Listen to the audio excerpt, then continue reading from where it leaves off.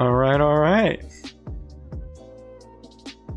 What's up, summoners? King Blair here. It has been some time since we've done an Epic 7 stream, and what better time to do it than now, after it's finally happening. The hype is here. We have all the new heroes for the limited summoning. We have Emilia, we have Rem, we have the Re-Zero collab, as well as just having a bunch of new 3-star heroes. So we have a lot, right? We have a lot of stuff to talk about, so it's gonna be a good time, right? I'm looking forward to talking about all the stuff that's actually come our way. It's actually pretty crazy how much stuff we've actually gotten. So yeah, we're gonna be covering all that good stuff, making sure that you guys know what's up, you guys know what's happening, and yeah, it's gonna be a good time, right? So we are going to be going off of the notice first. We're going to go over the updates that happen, and then we're going to go more in depth into each of the units as we're going through it, because there is actually a lot. The patch was actually really freaking big. It was actually like a humongous patch. But yeah, let's actually get to part one, which is going to be the new collab heroes. There's very few negatives about it. For the most part, I'm very positive about everything that's happened. But there are a couple of negatives. Hey, what's up, Finn? There are a couple of things that we have to discuss. One of them that I was very disappointed by. I know I'm starting with the negatives, but we'll talk about the patch in a second. But the thing that I was very sad about was how poor the side story was. I was so disappointed in how bad the side story was. It didn't even feel like, the thing about it is it felt worse than Chu's side story. And I don't care about Chu, right? It felt worse than some introductions to some characters, because they introduced 3 new characters into the world of Epic 7 and only gave them 10 chapters to know what's happening in the world, right? So that one I am not too happy. That just feels like a slap in the face, because it's just like, it's a collab, right? It's 3 heroes, and they literally are like, to summarize the story for you guys, it's they come in, they don't know where they are, they fight Ross, they let them stay for a little bit, and then they leave. That's it. That's legitimately it. That is the side story, right? So that part is it's not great, right? Then the other thing, the units themselves, like the animations are actually pretty good, and the kits are actually pretty good as well. We'll talk about the kits in a second. Yes, Emilia is very worth it. We'll talk about the units and all the other stuff in a second, but I just want to get out of the way the negatives, even though I'm probably going to bring them back up again. But the other thing that I thought was a little weird, and this is something that I saw on Reddit. This is something that a lot of people don't really care about, but if you're someone that actually friendships their units, she doesn't have a special face. She has less faces than some of the, than most 5-stars. This is sad, right? She has like nothing. There's no special one, right? It's like, why would I friendship her to friendship 10 besides the Molagora, right? There's no spice, there's no flavor to it, right? Which, that is very, very sad. I know it's a very small part, but then let's look at someone like Senya, right? Which is a recent release. So if we look at someone like Senya, and we look at the exact same thing, and we look at the expressions, I get that it's like, yeah, okay, like, they're not Epic 7 IP, but it's just like, look how many more Senya has. It's like, Emilia stops here, Senya, you got all this flavor, right? You got all these flavor. And I know it's a very small part. It's a very small part. It's not something that, like, yeah, that's whatever. I know you're probably like, King Blair, it's not really what you're gonna complain, but it just adds to the feeling of rush for the collab. But let's just get right into it. So first, let's start with the collab. So this is the news. So first, collab, it's happened. Epic 7, Re-Zero, it's happening, right? It finally is here. It is finally happening, right? So that's really cool. That it's finally legitimately here, right? So that is awesome. I'm a big fan of collabs in mobile games, not because of like the events themselves, but the thing I really like about them is it gets new players in, and from what I've heard, a lot of the casual community is very happy with the collab, right? So that's good, right? That means it worked and it is. And Tyler, I'm so sorry I have to go double pity for the artifact. You should have gotten it from shop. It's a lot easier. But the side story, just for reference, we'll talk about it in a second when we actually get to the side story, but we'll talk about it compared to the GG. Yeah, Hugh, they did your boy Charles dirty. We'll talk about Charles in a second as well, because there's some stuff that's like, you could tell they put a lot of people to work on the collab. So first, the side story, it's weird. So I know we just got off the side story, but why is it weird? So first you get the normal stuff. The artifacts give you extra. You can farm this side story like this, right? You can legitimately finish this side story in 2 seconds, right? It's very quick, and if you have the artifacts, you're finishing it like you legit just do it and you're done, right? It's you're done super quick, right? That's cool. The part that's weird though is that it's a 1-part 10 section story. For reference, whatchamacallit, Guilty Gear Collab, which happened last year and the year before and the year before that, Guilty Gear Collab was 30 plus stages. It was a 3-week event where every week they release another 10, like more than 10 actually. I think it was like 13 per section, right? Because they actually like set up the plot in the first one. They got them to first come in. They put them all in different places. The second one was like all the different stories developing, and then the third one was like the big finale against the acolytes, right? It was very hype, right? The Guilty Gear Collab was beautiful. It was perfect. This one, because they only have 10, they don't have time to flesh out any character relationships or anything, right? So it's just it feels rushed, right? And we can talk about here and say whether or not this is a backup collab, whether this or that, whether it was just the right licensing issues, which is probably the most likely scenarios. Licenses issues were pretty bad, but at the end of the day, the thing still remains. This collab feels rushed. It feels like they didn't start working on it till late. It makes me feel like when they announced the collab, they still weren't done with getting the rights, or were worried about it because they did not work on this until very late, and it shows because it just feels like the event was just very small, and there was no, and like the intro. Let me just show you guys the difference. And I know this is all negative stuff. We'll get to the units. I promise we're gonna get to all the units. But let me just show you, for example, right, the Guilty Gear, right?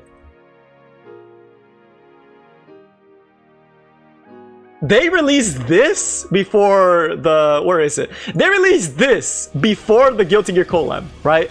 Like, look at this animation, dude. Let me put it in that HD quality, because this deserves HD quality. Like, this was before, like, you guys know how we got that hype up? This was the hype up for the Guilty Gear, right? And this is the past collab. Look how good this is, right? This looks sick. This is Epic 7. This is what makes me love the game. This is what got me into the game, right?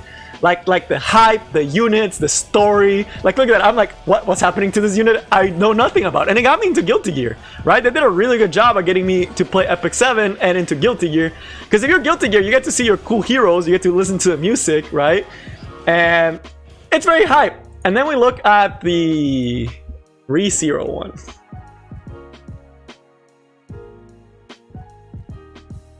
Let's see it. It doesn't even show up. I actually can't find it. That's how small it was that I can't even find it. Let me actually go to the page, because they did release one. The Epic 7 YouTuber stuff that people are doing is getting more views than the actual announcement. Yeah, this is all they showed for it. Essentially just snippets of the S3, some still images, right? This is their S3s, right? It's very cutesy, but like, compared to like what we just saw with Guilty Gear, bro? Like, you're gonna tell me this is, are you hyped after watching this? Probably not. But okay, enough hate. I just want to say it feels rushed. That's what this whole rant has been about, is that it feels very rushed. So that's why if I'm not as hyped when I talk about the collab, it's not because I'm not excited for it. It's because it just doesn't feel as hype, right? And spend 50-ish leads, that's not bad. 50 leads is not terrible. But yeah, and like, compare them to a summer side story, right? So it shows that, like, man, they really got their schedules messed up. Because the Epic 7 summer story was actually really cool. Like, this was really cool. This is what I was expecting for Guilty Gear. They hyped this. I'm more hyped for this side story than I was for the collab. Because this, like, it's a week in advance. You know it's coming. You see some really cool units, really cool stuff. And you kind of get, like, it's going to be an intense plot, right? So this, honestly, just, I'm excited for this a lot. And we'll talk about that in a second, because that is also part of what's coming. Hey, what's up, Hulk Bye? But yeah, it's tough, but I'm sure the summer one will be good. I'm sure they won't drop it on that one. But okay, that aside, the side story, these equipments, the neck actually has potential to be really good, right? If you actually roll this, it's actually really good for a bruiser. The bruiser that comes to mind with this is actually Mort, And unironically, I could see myself using this on Rem, because Rem, it is nice to get her immunity, but if you don't get immunity, it's not the end of the world for Rem, right? So Rem can actually use crit rate set. It's not a must-have for immunity, although it is nice to have. So I might actually use this on Rem once I get it, because it's actually not a bad piece, right? This one's not so great because it doesn't have speed, and it's just kind of like, what unit would use this, right? There's not a lot that would actually use this. That wouldn't need immunity, right? So that one's kind of eh. They did do 2, so they did do the puzzle, and they did the actual one.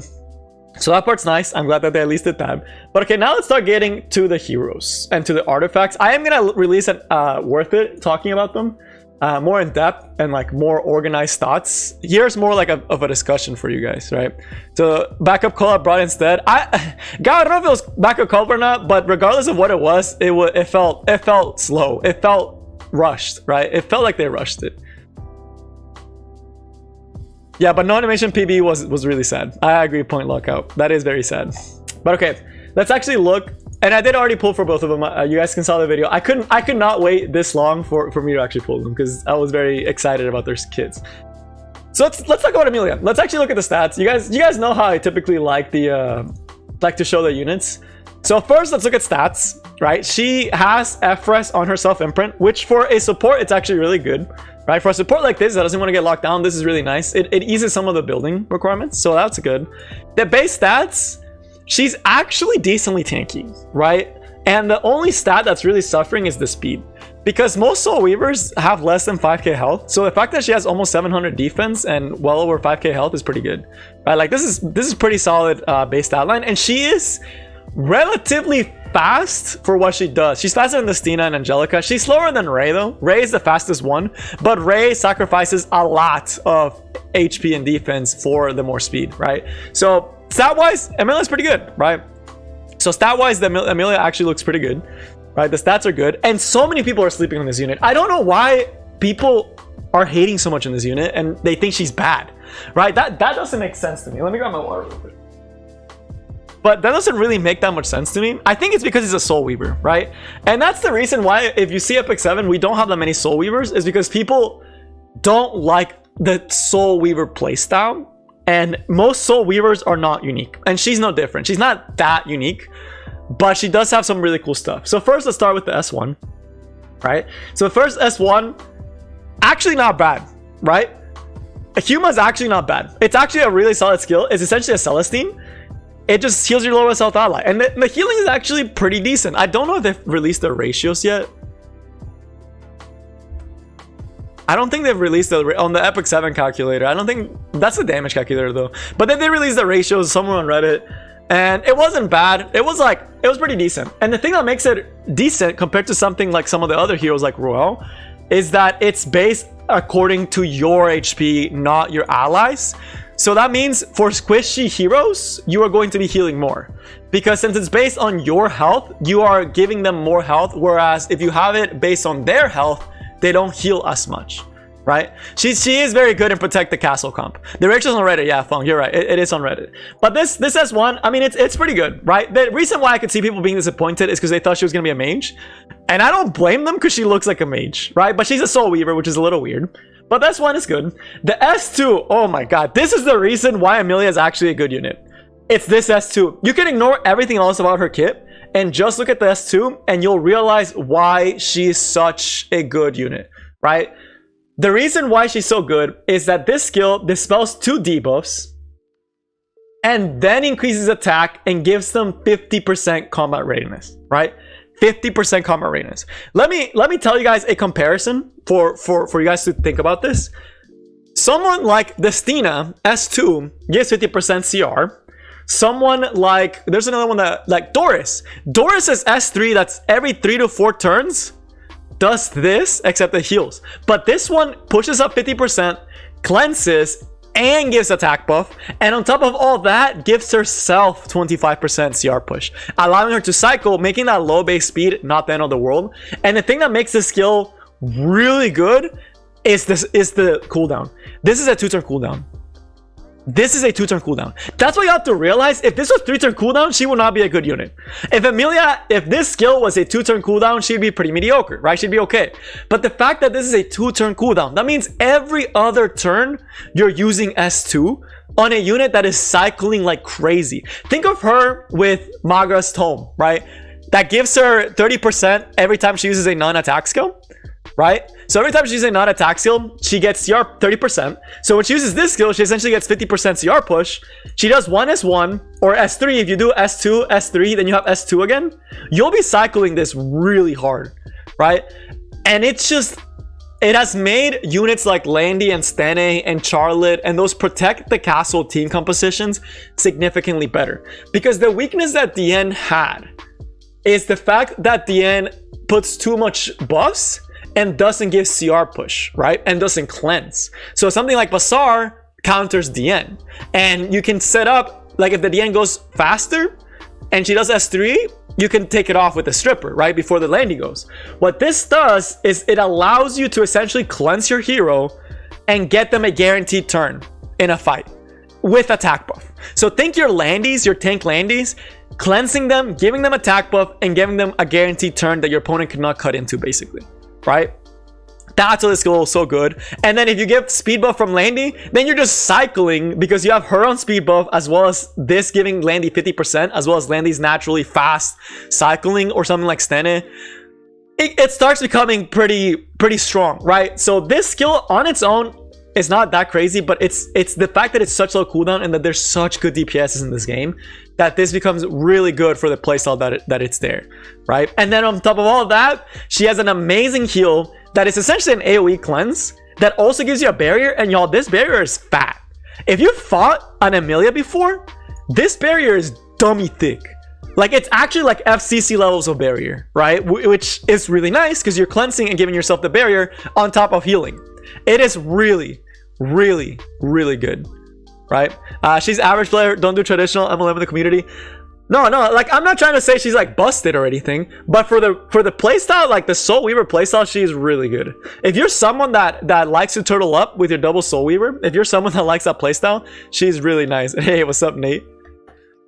So it's just, man, it's just so much utility. It's pretty crazy how much utility this unit has. And the fact is that she's actually good for PvE and PvP, right? Yeah, it's 20%. Yeah, that's dummy thick, dude. That's actually ridiculously big. That's enormous, right? She has a lot of utility for a unit. If you're someone that doesn't have DN, she's pretty good. If you're someone, though, that is playing like Cleave and aggro teams, she's not going to feel that good, right? She is a bruiser unit. So if you're a bruiser or a tank player, she is an incredibly good unit to add to your roster, right? Are there units that can potentially fill her role? Kind of, yes. Like Maid and... what's her name? Deanne can kind of fill the role to an extent, but the cycling that this allows you to do with units like Landy, it's another unit that propels Landy to the next level. Emilia, a lot of Soul Weavers are only as good as the unit that they're supporting, and it's the same case with Emilia. If you're supporting like no big DPS, she's not gonna do anything. If you're supporting a big DPS like Landy, she becomes an incredibly strong unit. She still has counters, like Celine does counter her. Polides still does good into her, right? Polides does great into her, actually, because you're able to cut in after, you're able to stop the CR push, essentially cut it by half, cut in with your own, and then potentially kill the DPS that they're trying to give the turn, right? She's really good. She's really good. If you have the right setup for her, she's incredibly good, right? But I'm not going to sit here and tell you guys that she's broken for every team composition. That's not necessarily the case, but for the right team composition, she shines like crazy. I fought her and she's very annoying, right? So if you're someone that likes that double Soul Weaver playstyle, your typical protect the castle team compositions with 2 supports, 2 DPS, and like 1 knight, then she's the unit for you, right? She will shine like amazingly. So she's actually really good. Out of the 2, man, it's hard. If you can only pull for 1, I would honestly recommend Emilia, just because Emilia works for more content, especially for early game players, because she's actually can be good in PvE as well because of the attack buff and as well as the cleansing. She's actually going to be good for early game players. Then there's going to be Rem, who this one is a little bit harder because I've seen them pop off, but at the same time I've seen them not do anything. Right, so it's very feast or famine, and if you think about it, it's things like Charles, right? They are very feast or famine units. But stat-wise, she actually has incredibly good stats. She has insanely good attack. She has extremely good HP, not the greatest speed, and really solid defense, right? And no help on crit rate, but you guys know how they fixed that? They gave her a crit rate imprint.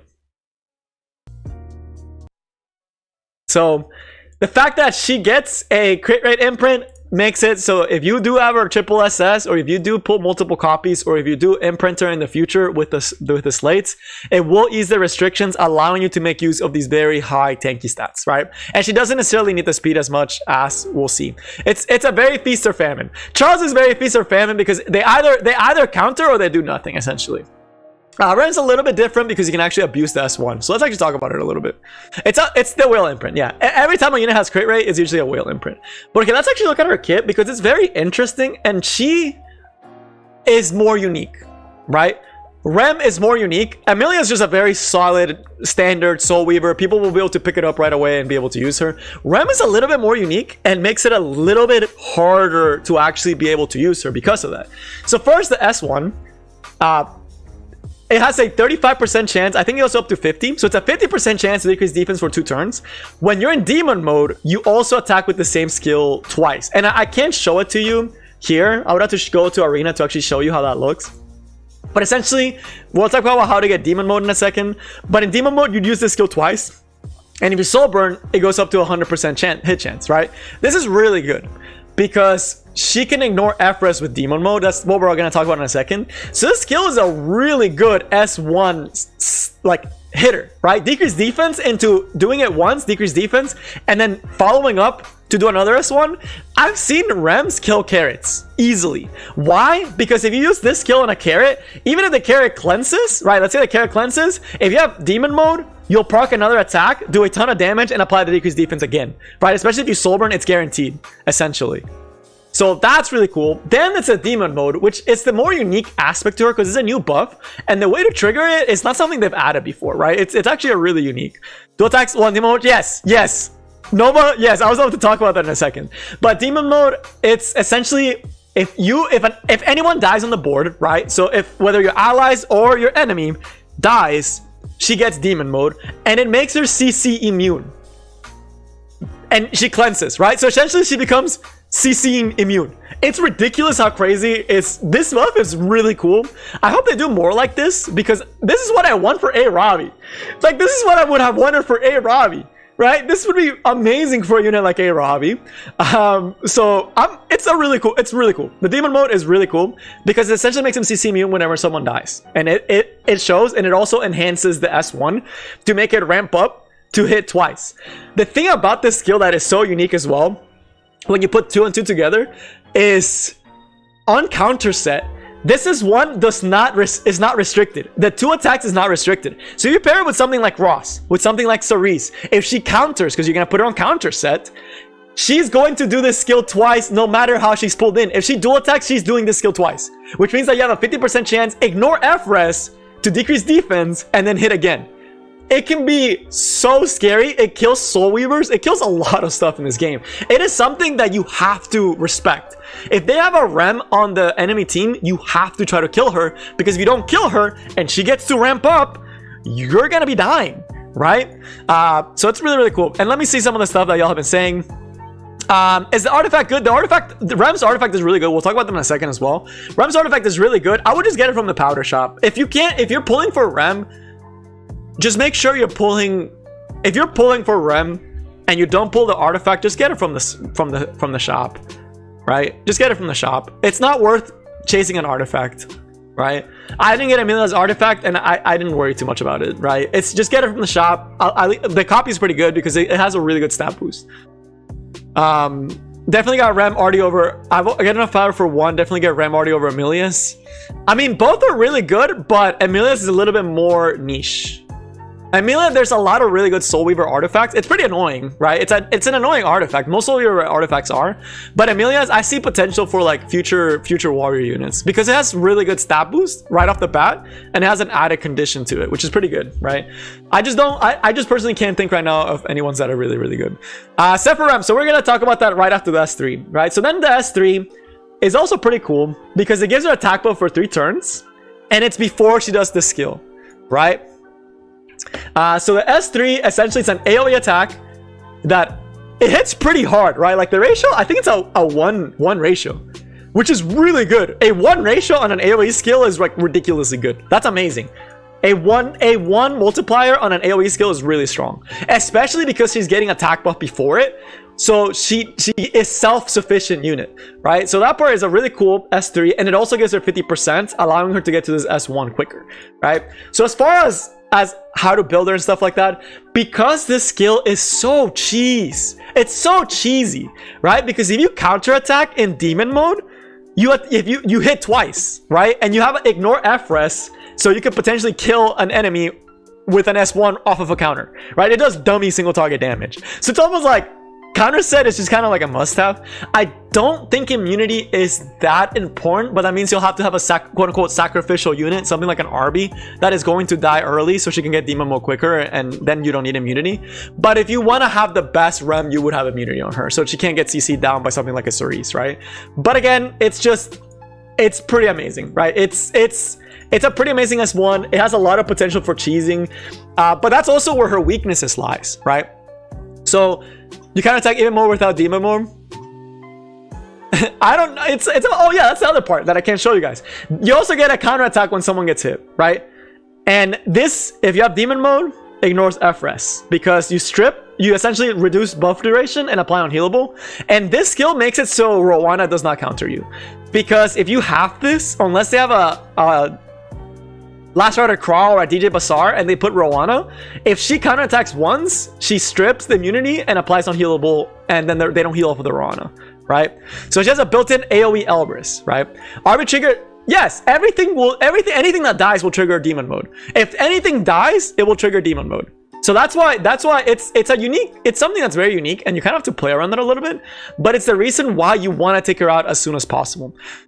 So as long as someone dies, you will get it. Reiko Plate, I would think Sigurd Scythe is the best number, because people are going to be focusing her. So let's get to his strengths and weaknesses. And also, if I don't get to your questions and you want to hear something more cohesive, I will be releasing a video talking about my thoughts and on the kit and all that stuff, like I normally do, like the worth it videos I normally do right after this stream. But strengths and weaknesses, the weakness is going to be the fact that this is only 20% for it to trigger, and that's how she's doing a lot of damage. Actually comes from the counterattack, because it's an AoE counterattack and it does quite a lot of damage if it actually triggers, but it's only 20% when an ally's hit, right? And then counter set on its own, it's something that, again, you're not getting that much S1s. Because she's so strong, she will also get rushed down, and she's relatively, like, because she needs attack, she's gonna be relatively squishy. So she's going to get rushed down. People are going to be attacking your rem, which is why counter set is the best for her. So she can survive and potentially get a couple of counterattack S1s, as well as reach her S3 and potentially like get some damage in before she dies, right? Because that's the only way you really deal with rem, is try to rush her down. The other thing is that she also loses to units like Violet. Of course, every water unit's gonna lose to Violet unless they're like Crow, right? So she does lose to Violet, can lose to Landy because she can't counterattack off of Landy, right? If Landy does S3, she's not countering, right? Whether on that you have it on counter set or from this. So she has very clear weaknesses. The strength, though, lies in the fact that it forces the opponent to go on her, right? Whenever you have a rem on the field, the opponent has to deal with her. If they don't deal with her, once unit starts dropping and once Frenzy starts stacking, in Frenzy, this will one-shot almost any unit in the game with a soul burn, with demon mode. If you have demon mode in Frenzy and you soul burn, you'll get a guaranteed decreased defense into a follow-up S1. And if you already S3, she'll have attack buff on herself. You're dying, right? It's ridiculous amount of single target damage. So it forces the opponent to actually go onto you, because if they don't, they're going to be getting hit by an AoE attack, losing their buffs, taking damage, and slowly dying to the rem. So all in all, it's a very unique unit that has a very high skill ceiling, right? She feels like a unit that has a very high skill ceiling, and to actually really be able to use her well, you have to have really good game knowledge. But she also has very clear counters, which makes her relatively balanced, right? She has some really stupid stuff, and there are games she can pop off, but at the same time, there are games that she's not going to pop off. She's going to get melted in one turn, and then she does nothing, right? So that's why she's a very feast or famine unit. And she's very hard to build because she needs every single stat in this game, because she's not a bruiser that scales with HP, right? So she has to have attack, she has to have HP and defense so she can get deleted, and she has to have some speed so she can actually start using her S3, get her own attack weapons, use her S1, right? So yeah, she actually pairs really good with Emilia as well. So that's cool that they pair like that. So all in all, Ram Tico said, yeah, it's interesting. It's another bruiser unit that I'm happy that they're adding more water bruisers and more water DPSs.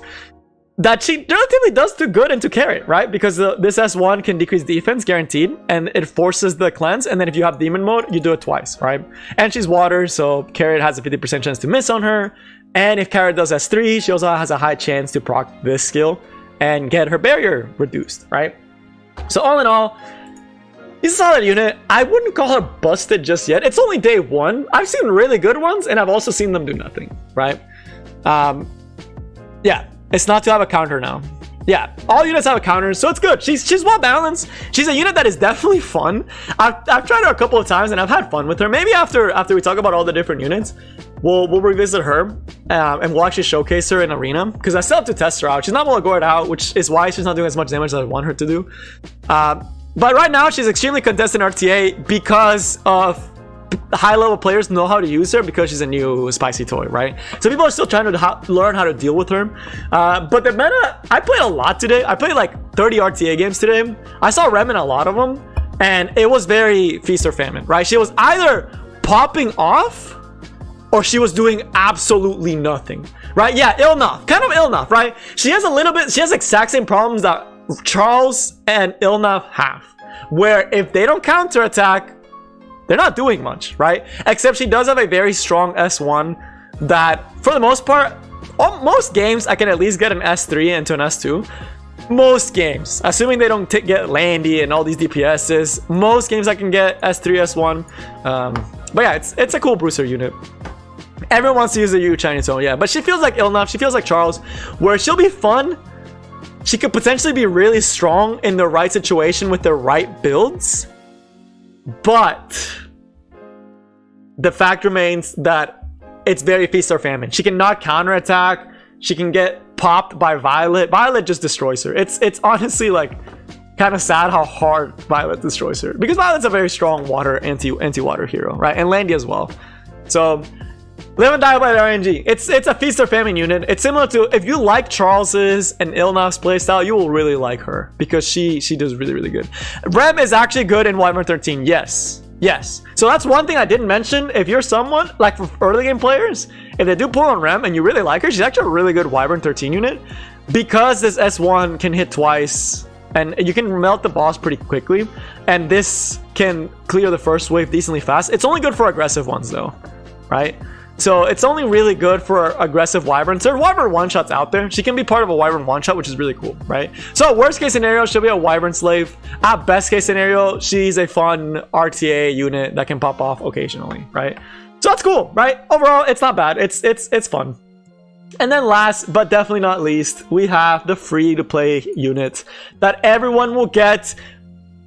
PSA, you can 6-star her with her own copies. Don't 6-star her until you get all the copies, right?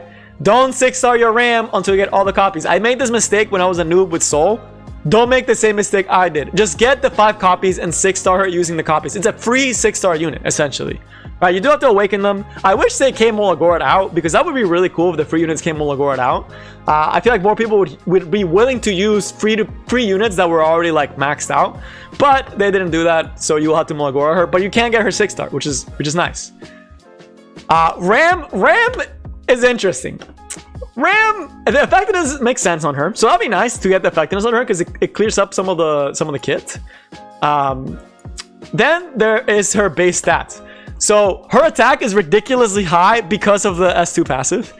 The HP is atrocious, but the defense is nice. This is a hallmark of most mages.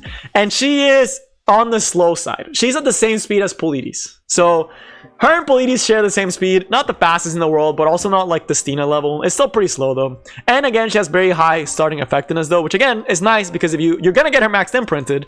So you're going to have a 57% effectiveness unit starting. That's cool, right? For PvE purposes.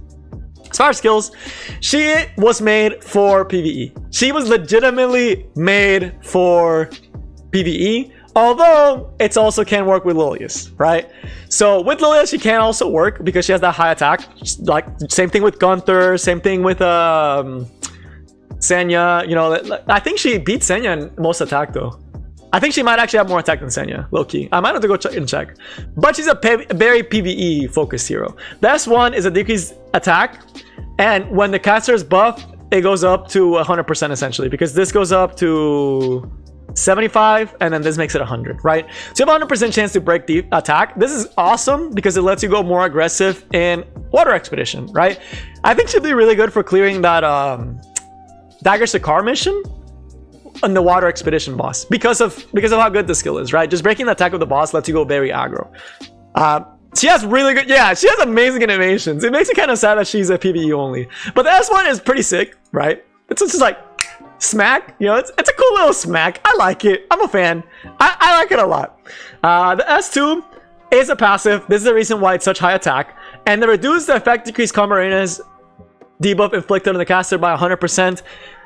Y'all realize the reason for this, why this is so good against the Water Expedition boss, is because, check this out, because she has the highest attack, right? She has such high attack, the Water Expedition boss will always stun her, right? But because she can't get pushed back, she'll be right there, which means that you don't need a pusher like Oxlots, essentially. You can very easily push her up. Y'all realize this was made for Water Expedition. Like, they literally made her a god tier unit for Water Expedition. It just makes too much sense.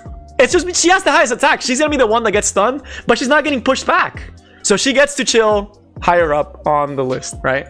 Let me actually try that on a Water Expedition. Oh, I don't have Rem yet. But it's solely made for PvE, right? It's a PvE only skill. I kind of want to test that. So, but I'm pretty sure that's the reason why they made it this way. Let me actually check really quickly. We'll come back to her. I just want to check something really fast on Water Expedition. If you start the boss at 100% bar. And now I'm curious, because I wonder if you can legit just not even bring a CR pusher. If you can just bring a healer. Granted, you can always just bring Idol's Cheer if it's not 100%. Alright, so we'll clear this one.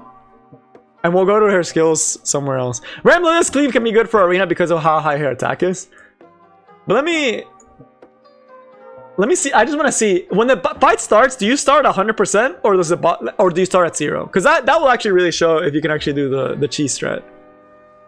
So let me check CR bar. So you do start at your highest level, right? So she would not get pushed back. So Landy got pushed back, she would chill wherever she was. So if she's your fastest hero, she'll get locked there. You can just put an Idol's Cheer, right? You don't need to have an Oxlots. This can now be a Sid or a Rusid. So that's nice. That's cool, right? That is really, really cool. And sadly, we have to do this because I don't want to be that guy that starts an expedition and doesn't do it. So I will let this on auto. My expedition is not great, but it works out. The first part is manual though. Okay, let's go back to Ram. So let me actually pull up the kit on YouTube while this runs. We'll get back to the units, right?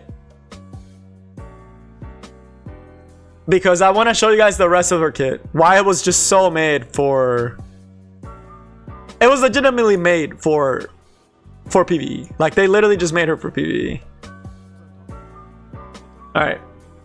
So, here it is. That's her. We just saw the S2. We talked about the S3. We talked about the S2. We talked about the S1. And then there's the S3, which does a really good amount of damage. Right? Like, her skills actually do a lot of damage.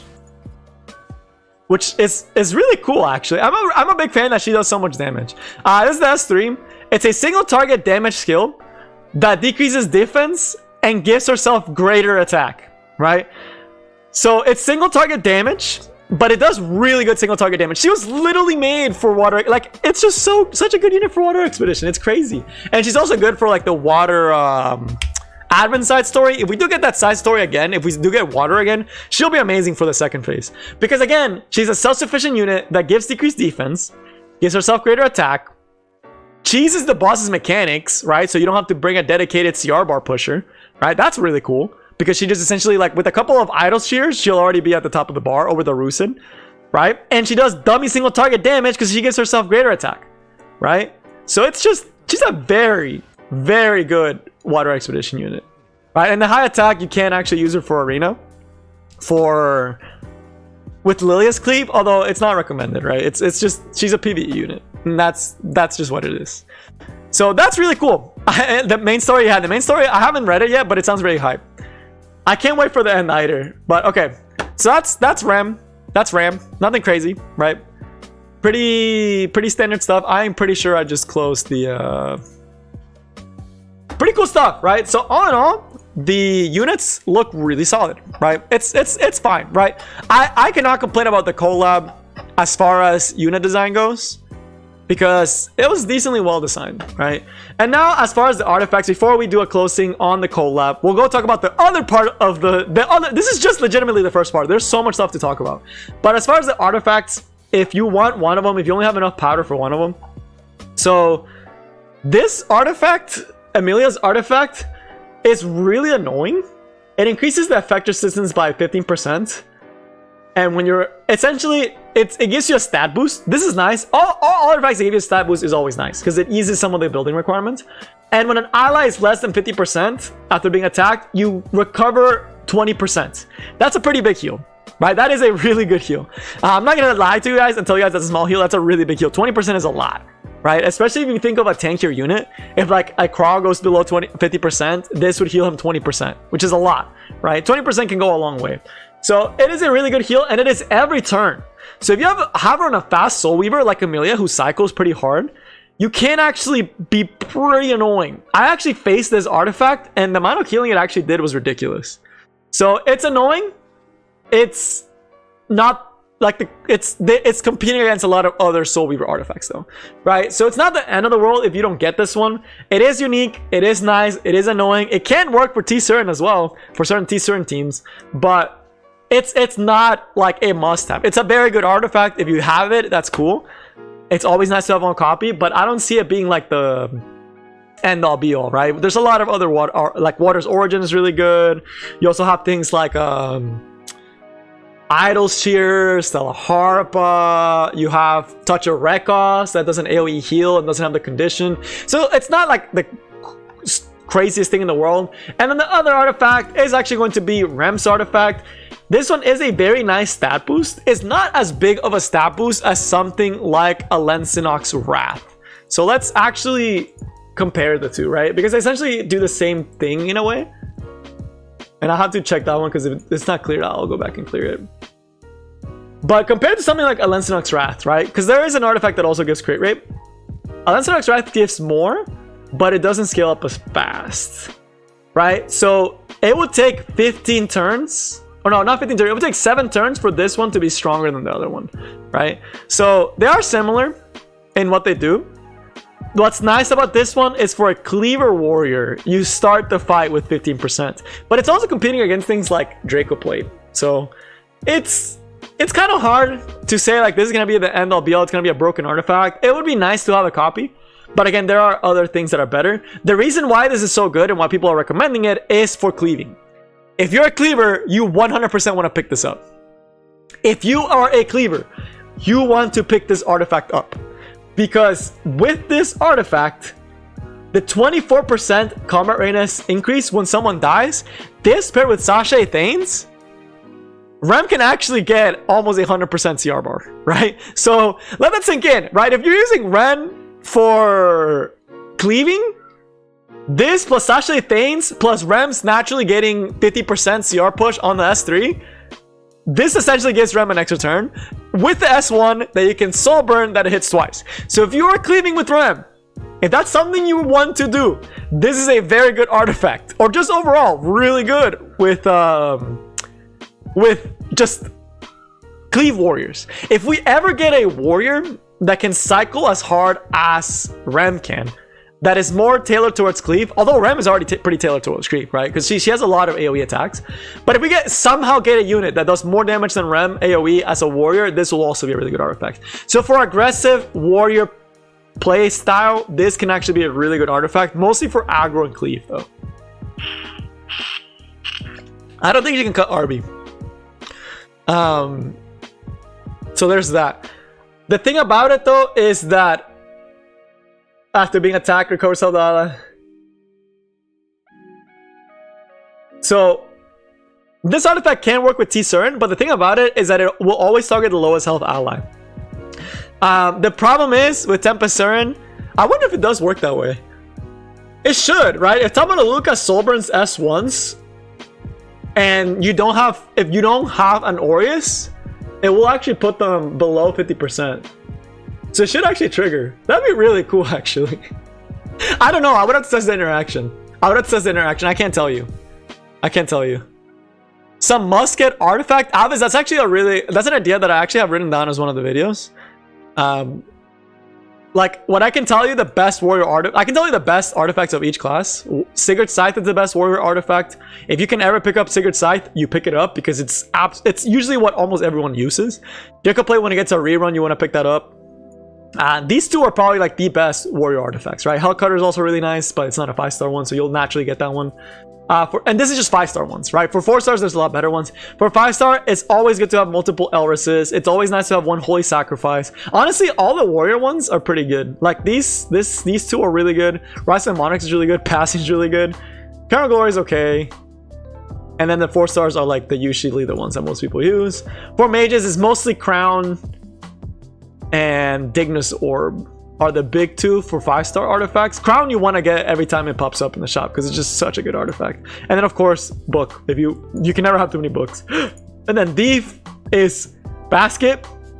You want to have 20 million basket. Every Thief should be on basket unless it's like Violet. And Violet and Rylet have the they have not even Talisman. Talisman not even that good. Except for the Hollow is really good for Rylet. So oh yeah, I'm just talking about 5-star artifacts. Because 4-star artifacts I assume you will naturally get.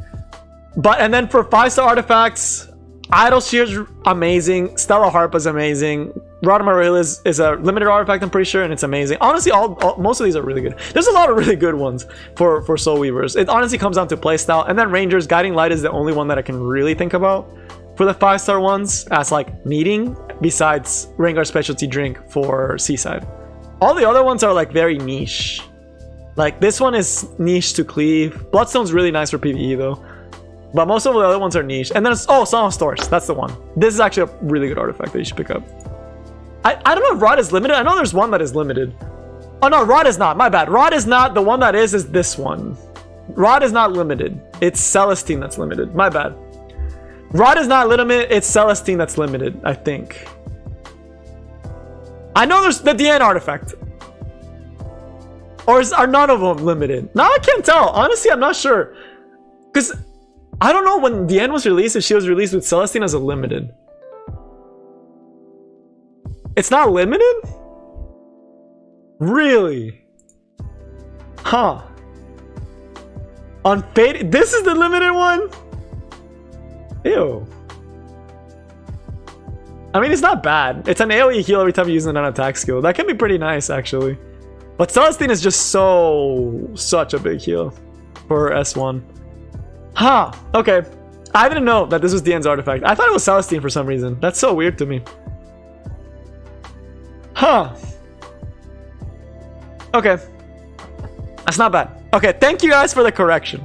I appreciate it. But that's definitely something that, like, we have a lot of other stuff to talk about update-wise. So for the person that asked the artifacts to pick up, there are a lot of really good ones. But from the top of my head, Sigurd's Scythe and Crown are the two biggest ones, and Elris. But that will definitely be a video in the future of what artifacts you should be getting. Because that is something that there are some really good ones and there's some that are alright. It has the end in the pick, yeah. Can you blame me for messing up? But okay, going back to what we were discussing, the updates. Because I as much as I want to talk about the artifacts, we need to get back to updates because there's still a lot of stuff to talk about. So TLDR for the collab. I'm happy that it's here because the units are cool. It finally brought a breath of fresh air to the game. Right? There's a lot of new units. There's some cool side stories. There's things to look forward to. But aside from like the units, a lot of the stuff felt rushed, right? And the animations aren't as hype as normal. Like they're still good, right? Like Ram's animations are gorgeous. Emilia's are also pretty nice, but I don't know. Some of the S3s, there's something about the S3s that don't like draw me in as much as some of the other ones. Like, I don't get as hyped up watching. Maybe it's just because I'm not like it. But then again, to each their own. Because then we have units like Ray, whose animations is like non-existent. So all in all, it's aside from the unit character and like the unit's kids, everything else felt rushed. Like this side story felt rushed. the story felt really rushed, honestly. It's just saddening, right? That it was so disappointing in that aspect. So that part is disappointing, that the story is a flop, but the units are cool. I'm a fan of the units. I actually think Rem is really unique, and I like how unique she is. I think she'll be a fun unit to play. Emilia, if you had to pull for one, if you only had pity for one, I would honestly probably get Emilia. Just because, especially if you don't have DN, she'd be the one that I would get because she has the most potential for a unit, right? Especially for that playstyle. So Emilia, really cool, really happy, felt rushed. Also, just the fact that it's only 2 weeks feels super rushed, because this is a collab. We got 3 units, and the side story only runs for 2 weeks, right? And the limited banners, these are new banners, new heroes. For reference, Seaside alone got 2 weeks last month, right? So it's like we're getting 2 limited hero banners back to back in only 2 weeks, not even 3 weeks. When I think of like GG Collab, they released Baiken banner for 2 weeks, Dizzy banner for 2 weeks, and it was like 2 weeks each, right? So it was Dizzy 2 weeks and then Baiken 2 weeks. So it was a 4-week whole thing, right? So it's so rushed. It is such a rushed schedule. It is such a rushed schedule. Yeah, Adrian, they just had to go with that. We kind of speculated that when we were talking about what they were going to do because of the delay.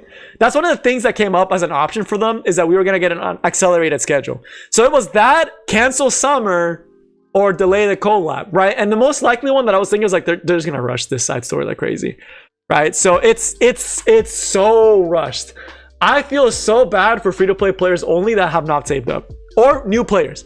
New players are the people I really feel bad about. Because the thing about new players is the past 2 months, they've been releasing bangers of banners, right? Like we got Bazaar, we got Iseria rerun, we got Seaside, we got Holiday Yuffie, right? We got all these limited heroes. If you're a new player that didn't have any of these heroes, and you're a free-to-play new player, there's no way you get all the collab units.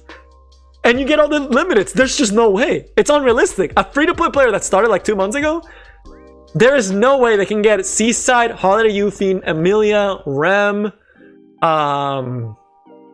what's the other one? And the Samurai Seria all in the span of less than 2 months. That's unrealistic. All players are chilling, right? Like all players are chilling.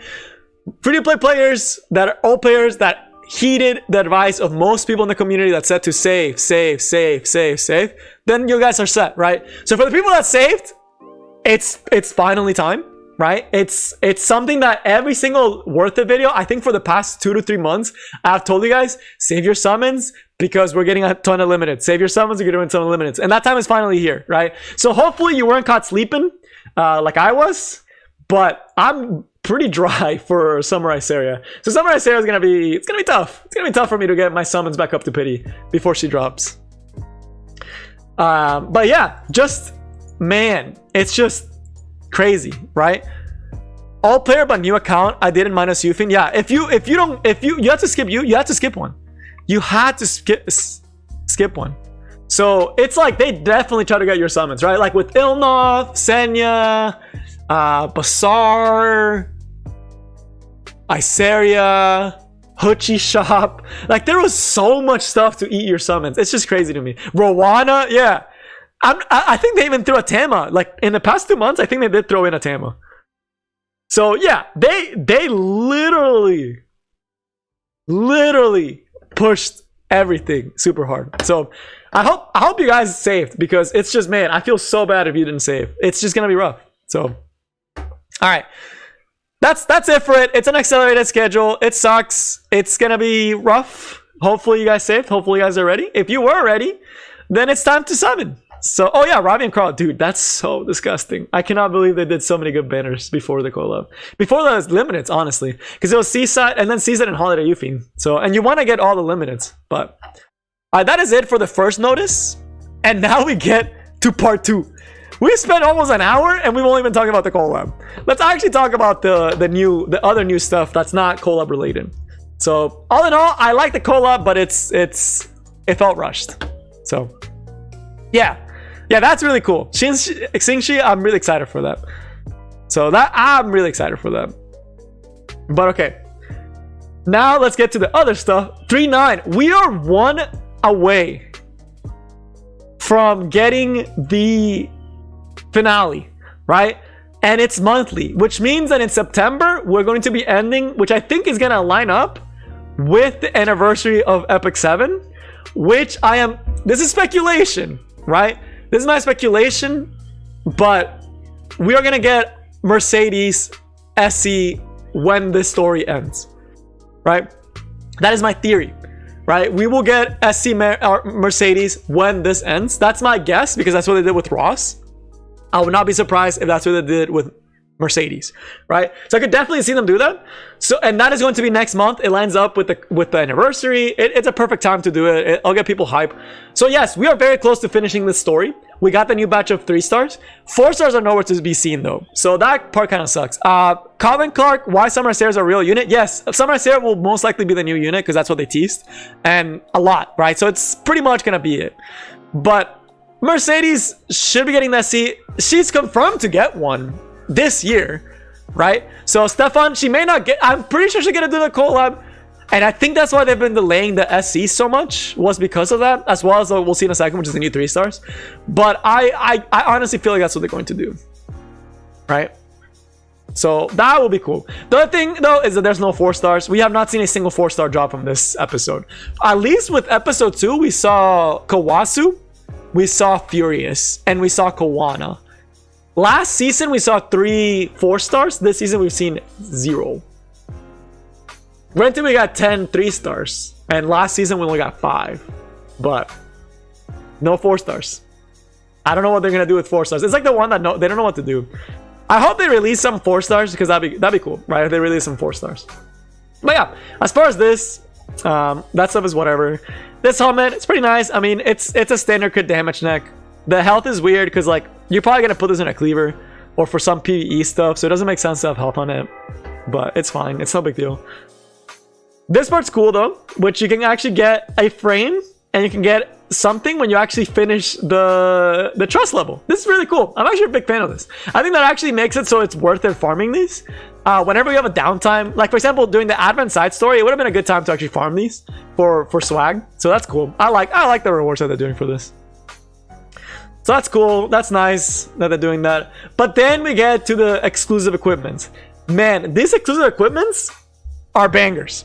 I have nothing but good things to say about these. And yeah, I like the 3 stars as well. But I have nothing bad to say about these exclusives. I think they hit units that can utilize the EEs greatly. Like, it's amazing. The units that they chose are all units that were like already okay, and this pushes them a little bit more into relevancy, kind of like a pick-me-up. All the artifact EEs are like exactly what you would want for them. So it's something that I'm like, I have no complaints about this one. They really outdid themselves with this one. But let's talk about them. First, Chu, right? She gets speed. She is officially the fastest bruiser with this, because this 10 speed is a lot, right? And she already has pretty okay speed. I think it's like 104. The Eckhart one is crazy. We'll get to that one. But Chu's getting an EE, or got an EE, which is really cool. I'm actually really happy for her. She deserved it, right? Yeah, she's 112 now. That's good. That's really solid. For a bruiser, that's really solid. With these tank stats, 112? Oh my goodness, that's amazing. Right? And then we actually see the skills. First is the S1. This is the one that most people go for, Chop. You essentially get a chance to use Foosh, right? So this essentially made Chu a Water Charles. So now we have Fire Charles, who is Ilnoth. We have Water Charles, who is Chu. And we have regular Charles, which is just Charles, right? But what's really cool about this is that Chop does a lot. Like S1, if you counter, it does decent damage. And then Foosh does pretty good single target damage, right? So it does a lot of damage. A lot of damage. If this actually procs a lot, you are going to be winning, right? Just like any other Feast or Famine unit, whenever you proc this, it's going to be doing a lot of damage, right? So that's really cool. Then there's also the one that you can just raw increase Foosh. If you wanted your speed build, right? You can still keep your speed build, because you can just use this one and have a better burst with your S2 when you sober. That's also pretty cool, right? And then the S3, where if you wanted more of a supporty type bruiser, you give everyone immunity rather than just herself. So what I really like about this is that they really understood what Shu's role was, and they gave her options that it doesn't force her to go a certain build route, right? That is something I gotta hand it to Smilegate. They did an amazing job with Shu. I have zero complaints on how they did this unit. I think they did such a good job with how they put everything together, because you get chop, you get food, like you get 3 different options that are all viable, right? And this is what I like to see from EEs. Good stats make several builds viable, several playstyles viable. That's amazing. I cannot complain about that. I personally would go for chop because I'm like a RNG lover, so it'd be really fun to do this one, right? So again though, she's not like OP just because she suffers from the same things that Charles does. If this doesn't proc, you lose the game, right? So it's the same thing with all these counter based units. If they don't proc their passives, you're not doing anything, right? So that part's tough, right? So that part's tough. Then there is Assassin Cartujas. This one probably has the most meta relevancy, and I actually see this unit be used a lot more. She got speed because to ease the counter build. So if you're wondering why she got speed raise, is because if you build her counter, you can make her 180 speed, 200. You can make her 200 speed with really good bulk stats easily. With this, I'm pretty sure it's not that bad, right? On counter set, all you have to give, like with speed boots, you already are like at what, 170, 167, which means that like you would only need to get to 180. You'd only need 13 speed. That's really doable in 5 other pieces, right? It's for the counter build because you can actually make her fast on counter. That's what I would think. It eases the requirements on the gear, and it's a really good stat boost, right? 10% is nothing to laugh at.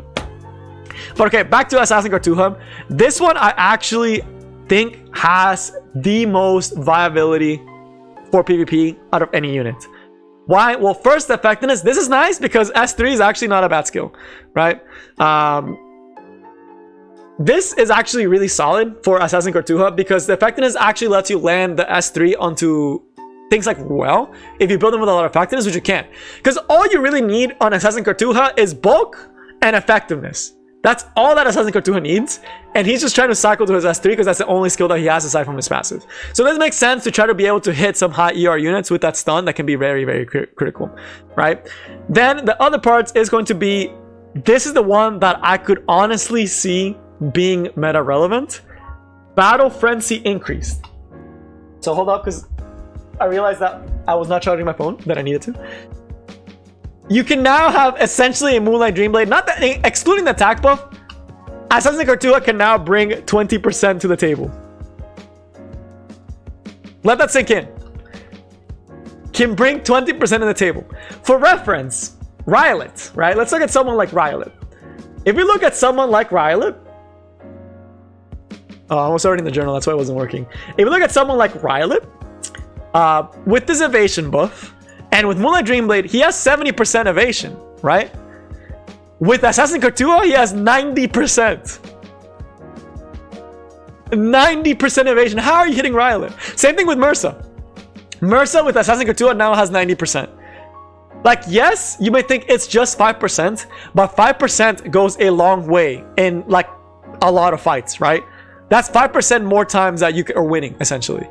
So, and then with someone like Violet, who gets hit a lot more often, it's 75% now. It's actually legitimately scary. And then like RB Moonlight Dreamblade is now 40%. So this just essentially gives your team Moonlight Dreamblade passive. The reason why this is so annoying and good is because Assassin Cartuja was already kind of a pocket pick. A lot of people we're starting to look at Assassin Cartuja. I myself was testing him out a week ago, and I was actually like, legitimately, this is a good strategy to counter cleave, right? Because when you pick this into cleave, what does a cleave player do against you? Because a cleave at its core is trying to kill you. So I was starting to play around with this, and this just makes it that much more consistent. So it's like, evasion is a legitimately counter to cleave. There are times I'll be facing cleave, I'll be facing players that are significantly better geared than me, and I will slap on Violet, Rylot, and Assassin Cartuja and Elena, and then the cleaver is just like, what the hell? They ban Elena because they have to, and then they leave the Assassin Cartuja, and then they can't kill my Violet and Rylot, right? Unless they luck sack me. So essentially I have like an 85% chance to just outright win the fight from the start of the fight, right?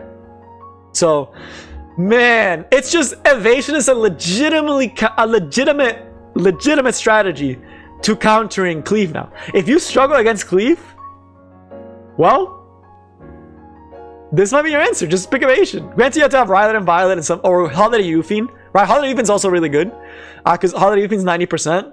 But man, this is actually meta relevant. The other one is cool, and it can be annoying. But the thing about it is post turn 1. So like if you're picking this for later on, he gets a guaranteed evasion every single time. So you can get a small push. But at this point, why not just bring like General Purgus, right? I still feel like General Purgus would bring more to the table than having this 10%. And then of course, that's the S3. You can decrease the cooldown. It's fine. The biggest one's going to be this Frenzy one. 5% goes a long way. Let's just put it that way. But this one can be viable as well, just if you are wanting to play him more in Bruiser type drafts against other Bruiser players. If you're just trying to like absolutely just cheese your opponent, that's definitely something you can do now with this one and just get some CR.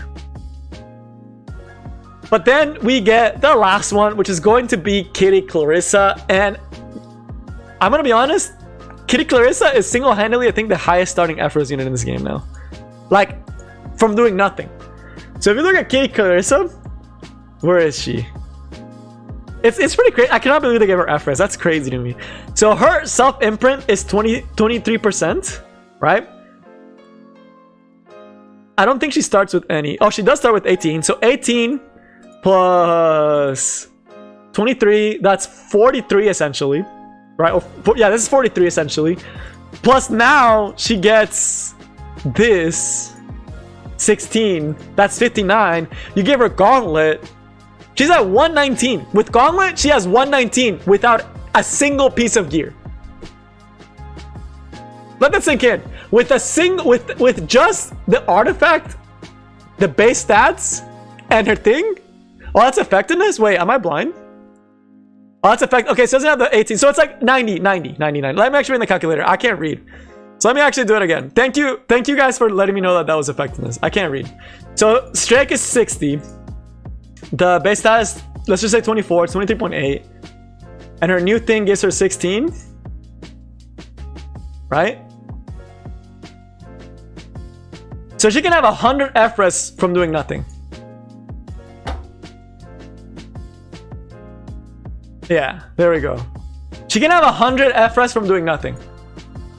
From just sitting there. I'm sorry that I didn't realize that was effectiveness. I clearly can't read.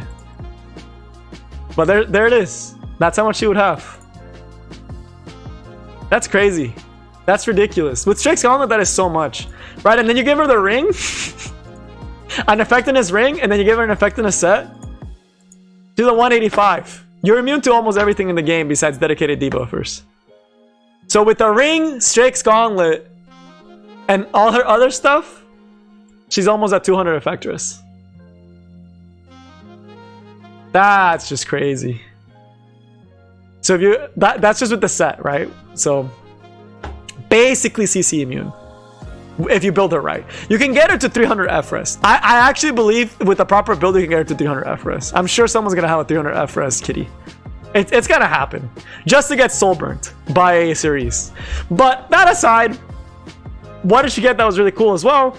So there's only one that really caught my eye. This one's just like, it gives her healing, which is nice. This is nice for the Daggers to Car missions. If you've ever done Daggers to Car missions, this gives you health.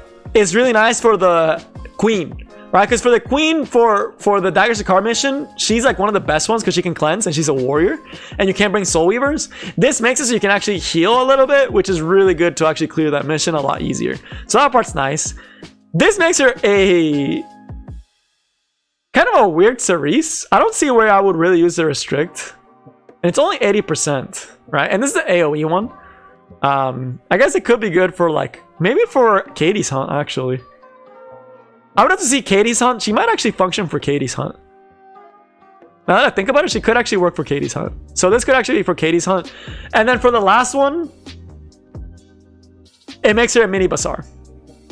So this skill makes her a little tiny itty bitty mini DJ Bazaar. Because if you soul burn this, you ignore F-Rest, and you now get a 20% pushback, and you get a strip. Right? If you've never read her S2, it reduces buff duration for 2 turns, which is essentially a strip. Right? This is essentially a strip. And you get 100% chance to do it, and ignore F-Res. It will get it every single time.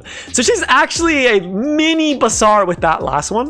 So it's just really cool. It's a cool little buff. It like puts her back on the map. She's always been a really good PvE hero, right? She's always been kind of slept on in terms of PvE, just because people don't really like appreciate her, right? That often. But the people that do love her. So she's really good. Is she better than the Center a little bit? They do different things. But as far as debuffs go, she used to be a really good F10 counter. And this would actually make her like, so if 10 is like control, you can just destroy any control comp. Granted, control is basically gone at this point. We've pretty much killed control down.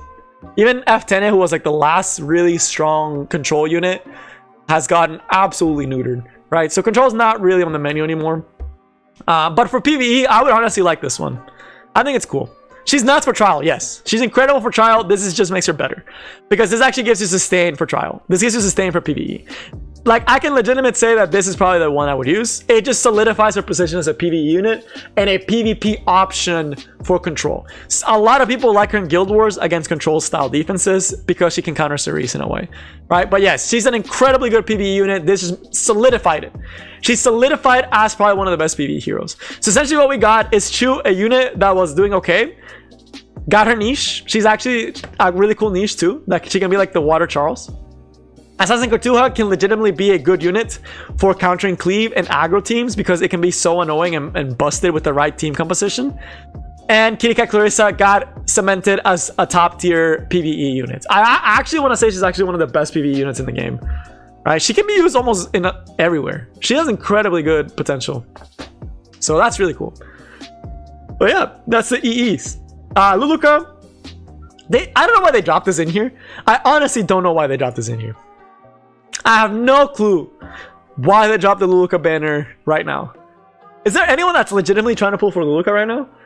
Like, I'm gonna be honest with you. The thing about Luluka, she's a really good unit, right? And she's actually a really good PvE unit. If you're an early game player and you got a Luluka, you should be happy.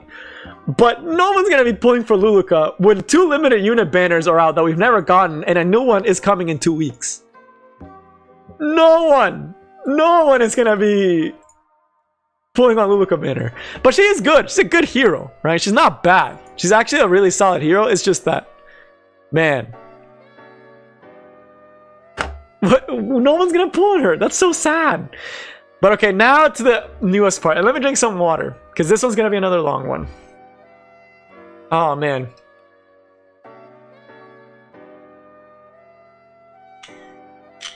Oh, they do it? They didn't know that. Actually, that's really cool. I actually didn't know that. Ooh. Okay. I needed some water because this part is going to take some time as well. The new 3 stars. We have a lot of new 3 stars. And can I just say, these 3 stars, I was more hyped reading their kits than I was the limited Collab heroes. Because these kits are actually so unique and get me excited about the potential future for new heroes. I mentally couldn't think of like really cool, unique aspects that could be added in the game in the future. But this just is incredible. Kamikaze, she's like at the end. I would just build her speed with Afras and Tanky. But okay, let's talk about these, because when I read these kits, I was like, wow, these kits look like you could go on 5 stars. If I got some of these heroes as 5 stars, people would pull for them, right? And they also look great. They made them look so good. I hate that they made the 3 stars look so good, because I know there is one bad thing about 3 stars, and that is going to be their stats are atrocious, right? Granted, these are not terrible, right? And we'll look at the stats in a second. But let's actually look at the new ones.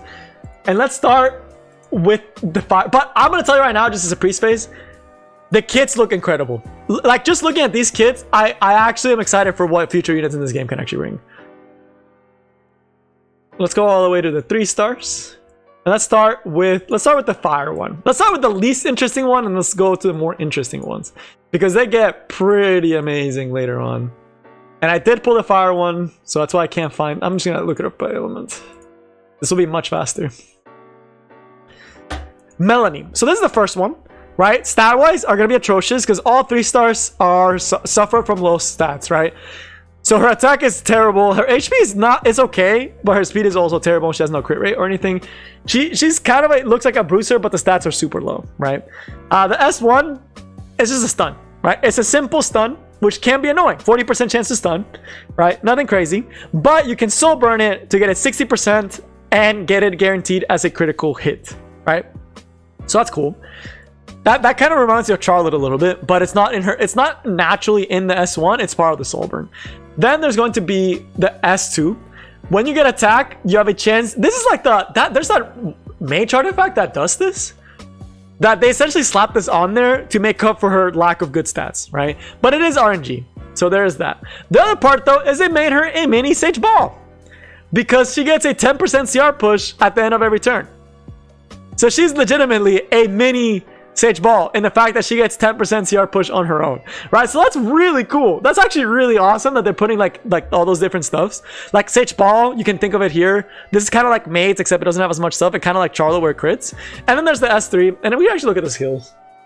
Let's actually give them the respect. The models are also so good. Like they're so cute for 3 stars. They're so great. So there's the S1, just a little bonk. Let's do the passive. And then there's the S3. That is essentially... it's the decreased speed and stigma, right? That's the new debuff. It's essentially Polides' passive on a debuff, right? So that's cool. Nothing crazy. It will always crit, so it's kind of like Charlotte in that. And then the stigma is kind of interesting, right? I don't see it being PvP viable at all. Also, dude, the animation looks so cool. That's such a cool animation. The only place I could see this be good is for some PvE bosses. Why do the 3 stars have such good animations? Wait, these 3 stars actually have such sick animations. I haven't seen the 3 stars animations until now. So that's why I'm like in shock at how cool these look, right? So nothing crazy on this one, but I could see it being okay for some PvE content. Like for PvE content where like enemies have a lot of CR pushing, this could actually be like viable because you essentially get Polides passive onto them. So nothing crazy there. But she's the least interesting one. But it's a new debuff, right? So a 3-star hero got a new debuff. And she is a half dragon, right? So she's kind of like Luna. Man, that's such a cool S3 animation. That's crazy to me. Now let's look at the water one. This is another one that's not super interesting, but a lot of people really like her. Like, a lot of people like how she looks because she's like... I don't know, she looks like a scare. I don't know, people like this design. I'm not a fan of it, but people like it. She surprisingly has really good tank stats at the cost of speed. Right, but her tank stats are actually like pretty good, right? These are really good tank stats. The speed is atrocious though. So she sacked her speed for HP and defense. She's not that far off from Crawl stats actually, except for the speed, right? So nothing too bad there. The self-imprint being defense, you know, helps out be more tanky. Let's actually look at the kids. She's so little. She's so small. So this one is essentially going to be a kind of like Emo Cowrix, but it's random. So it's Emo Cowrix S1, but it's random. Which is, I mean, it is there, but you can also soul burn it to make it a CR push for everyone. But she's a turtle, right? You have to remember she's a turtle. What's cool though is this can trigger off of counterattack and of Elris Sword because she's a knight. So ironically, you can actually give her Elris Sword and proc this and just be annoying, right? She can be really annoying and just do this over and over again, and it goes up, right? So it goes up to 15. Oh, it's the exact same thing as Emo Cowric, except random. Wow. Wow, she has the same S1 as an Emo 5-star. I'm sorry, that's just really sad to me. That's actually really sad. She has the exact same S1 as Emo Cowric. Wow. Except it's random. That's legitimately the only difference, that this is random versus Cowric is not. Emo Cowric is not random. That is really sad for Emo Cowric. For this one, it gives her defense buff and heals herself, and it's based on the defense, right? So this gives her sustain. So it's just a sustain move. That's such a cool animation though, too. She could actually be a decent frontline tanker. Now that I'm thinking about it, for like Fire Expedition. She could be decent for Fire Expedition actually. Just because she's a knight and she has an S1 and she has self-defense buff, she can actually tank a couple of hits in the front line. I would not be surprised if I was one of those PvE content creators for Epic 7. I would be using her like this for Fire Expedition, just for the clickbaits. F Cluries is a little different though. F Cluries does a lot more than that. F Cluries does a lot. Like F Cluries does this and other stuff because she also gives it to herself. F Cluries, it's the same as Cluries. Cluries does more just because because she got awakened. It's still really good. Become a PvE. It's not too late. Nah, I'm okay. And then the last one is the S3, which this is also really cool because it puts her kit all together. She gets counterattack buff, which means if you hit her, she will counterattack. And to all allies except for the caster. And it gets increased speed. So it's a nice little buff. And it's either... Wow, this is really good for Fire Expedition. I keep seeing this and I'm just like, this is incredibly good for Fire Expedition. Because you get to put speed buff on all your allies. She counterattacks, you give them barrier. And every time he does AoE, you lower the cooldown. She can legitimately be a good Fire Expedition unit. That's crazy. That's so cool. I like that. She's really slow. She's not the slowest unit though. I don't think she's the slowest unit. I think Angelica might actually be slower. She's 91. Since we're going to the Earth, I'm pretty sure Angelica might be slower. Or Destina's really slow too. Yeah, daily reminder that Destina is a freaking turtle. Destina and Angelica are actual turtles, right? You want to talk about slow? Look at Destina and Angelica. Yeah, Angelica I'm pretty sure is the slowest one. But F Clury, let me look at fucking Clury. Is there one really just a random push-up? Oh, nice. Stands in increasing common radius of the caster. No, it's not the same one. Y'all were capping. This one's to herself. The other one's to a random ally. I was like, there's no way it's the same as regular Clarice. Clarice is to herself, right? Not mages. We want all heroes. Let's go all the way down. I just wanted to see this because like someone was like, oh, the S1 on her is the exact same one as Clarice. Let me look at regular Clary.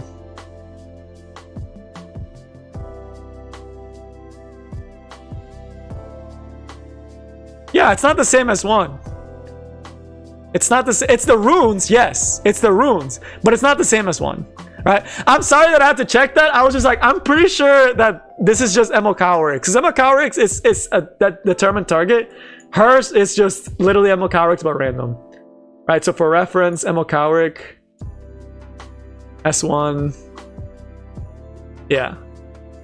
This one is a specific target. Hers is random. Her runes, yeah, her runes. But like the skill tree, yes, that makes sense. But someone said it's the exact same thing as the S1, and I was like, okay, I could see it being part of her skill, but not the exact same as the S1. But yeah, Pagina Clear does have that same effect. Yeah, you guys are right on that one. Man, it's just a miscommunication. Small things. Is Doris actually that slow? Doesn't Doris get speed awakening though? Or she gets more tanky? But let's look at the other 3 stars because those are heroes that we already know and we already have. So let's go back, and we were at the Earth. This one is one of the ones that I actually could potentially see being PvP viable. Christy, and she has some of the most unique things in this game that this game has to offer. So first, her having self-effectress makes so much sense. Her base stats, again, slow, but really good defense and decent HP, right? And she gets F-Res. So not bad stats, actually, for what she does. Because she's mostly a meat shield, right? So then when we actually look at her kit, the S1 is going to be a provoke, right? So that's nice, right? And it has a 75% chance, which is pretty good, right? And it's based on damage based on max health. I'm surprised they didn't do defense because the defense is so much higher than the health, right? And she's also nice, so she has access to Adamant Shield, Aureus Sword, and all that good stuff. But S1 is just a basic provoke, right? Nothing crazy. The S2 though, this is where the unique stuff starts to come in, where I'm actually really excited to see where Smilegate takes future heroes. And I really hope she's not the only hero that is this unique. So essentially what it has is first, it gives her self-built-in counter. That's better than some of the heroes. this is like, some heroes would kill for something like this. Some heroes would kill for a built-in counterattack like this, right? She has a built-in counterattack mechanic. There's heroes that will love something thrown in like their passive like this. But the part that makes it really cool is the rest of the passive. When you start the fight, you increase the FRES of the back row ally by 50% of your FRES, right? So what it is essentially is going to be a transfer, a stat transfer. Think something like Troublemaker Cosette, where Troublemaker Cosette gives like an Aureus to the backline. She gives her FRES. So when you think of her, she has starting base 18% FRES. Let me just double check to make sure it's not effectiveness, because I can't really read. I doubt it's effectiveness. I'm pretty sure it's FRES. Yeah, so she gets 18 plus 18. She has starting 36 FRES, and she's a knight that you can easily just slap on a bunch of like FRES, because she doesn't really do anything, right? Her S1 is not like crazy. Her S3 is like okay. But the fact that you can essentially make a unit debuff immune. Imagine slapping like a Meru or something like that, right? You can give that Meru 800 plus FRES. If you make her with 200 FRES, which is very realistic to actually do, especially if you give her triple effect res set, you can essentially transfer up to like more than 100 FRES to an ally. You're literally giving free stats while also being annoying if you're on Elris Sword, or just bringing the passive and just being annoying with the S1 too, like when it's your turn. And the S3 is not even bad either. The S3 is like AoE attack increase, and she gets self defense buff and heals,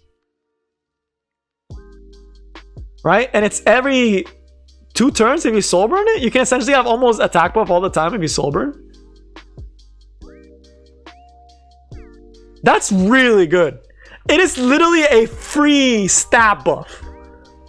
And yeah, Jeffrey, there's a lot of counters to F10 is like out of this unit counters F10 in a way too. That's crazy to me. This legitimately is just like a free stat boost. Like, yes, you lose the slot of a knight, but at the same time, what are knights there for? To protect and to give stats. So she can legitimately be a solid PvP viable unit. It's actually legitimately a unit to build, and the S3 being a buff makes it so she's actually like a really decent knight, right? You get attack buff for free, right? Just get a little free attack buff, and you get to give one of your allies a ton of FRES, and you still are a knight, so you're still bringing your knight artifact. So she's actually PvP viable because she doesn't have to do a lot. She has to exist, and she's there. So it's really cool because they've introduced a lot of units like this that just have to like exist to be annoying, right? That's really cool. That's really cool. They've been playing around more with like interactions between units, like them just being there and helping. Like Rem to an extent, getting the buff from when you get a unit to die. That's really cool mechanic. That's a really exciting mechanic to introduce.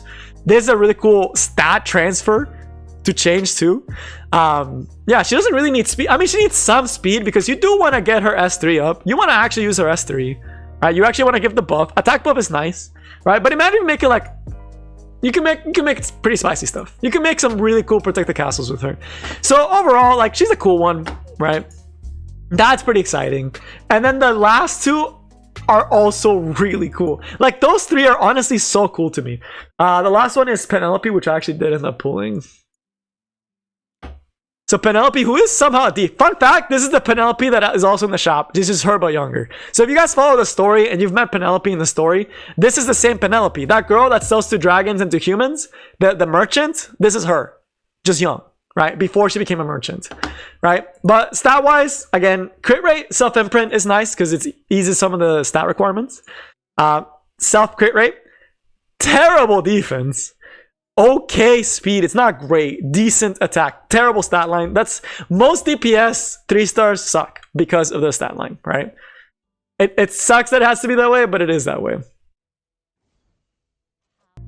Yeah, I thought Penelope would have been cool, but this one's cool as well. I mean, it's fine. I thought Penelope would have been a lot cooler. Maybe she'll be the 5-star, but the S1 essentially is increasing attack of the caster. You essentially get a ramp up passive, right? And essentially kind of an assassin base. It's so okay. Quick aside, with the 3-star units. The thing that makes me so sad about these 3-star units is that they're gonna see very little play, if at all. Not because their kits are bad, not because their animations are bad, because of their stats, right? And yes, it does look like their sword says the sword literally looks like it's alive, which is, I think they made it that way on purpose. It's like a live sword. But this S1 is what I've always wanted in a Thief hero. I've always wanted these passives on a Thief hero, and I've always thought it would be so cool if we ever got something like that. But they put on a 3-star that is probably not going to see play. That's just my aside. It just irks me that these 3 stars look incredible. I wish they were 5 stars. I wish they were 5 stars with the exact same kit, but just proper stat lines. Because Penelope is a unit that if she was a 5-star, would instantly become one of my favorite units in this game. Because the design is sick, and the playstyle looks so fun. But okay, back to it. So, again, back to the S, or even a, yeah, you're right, even a 4-star.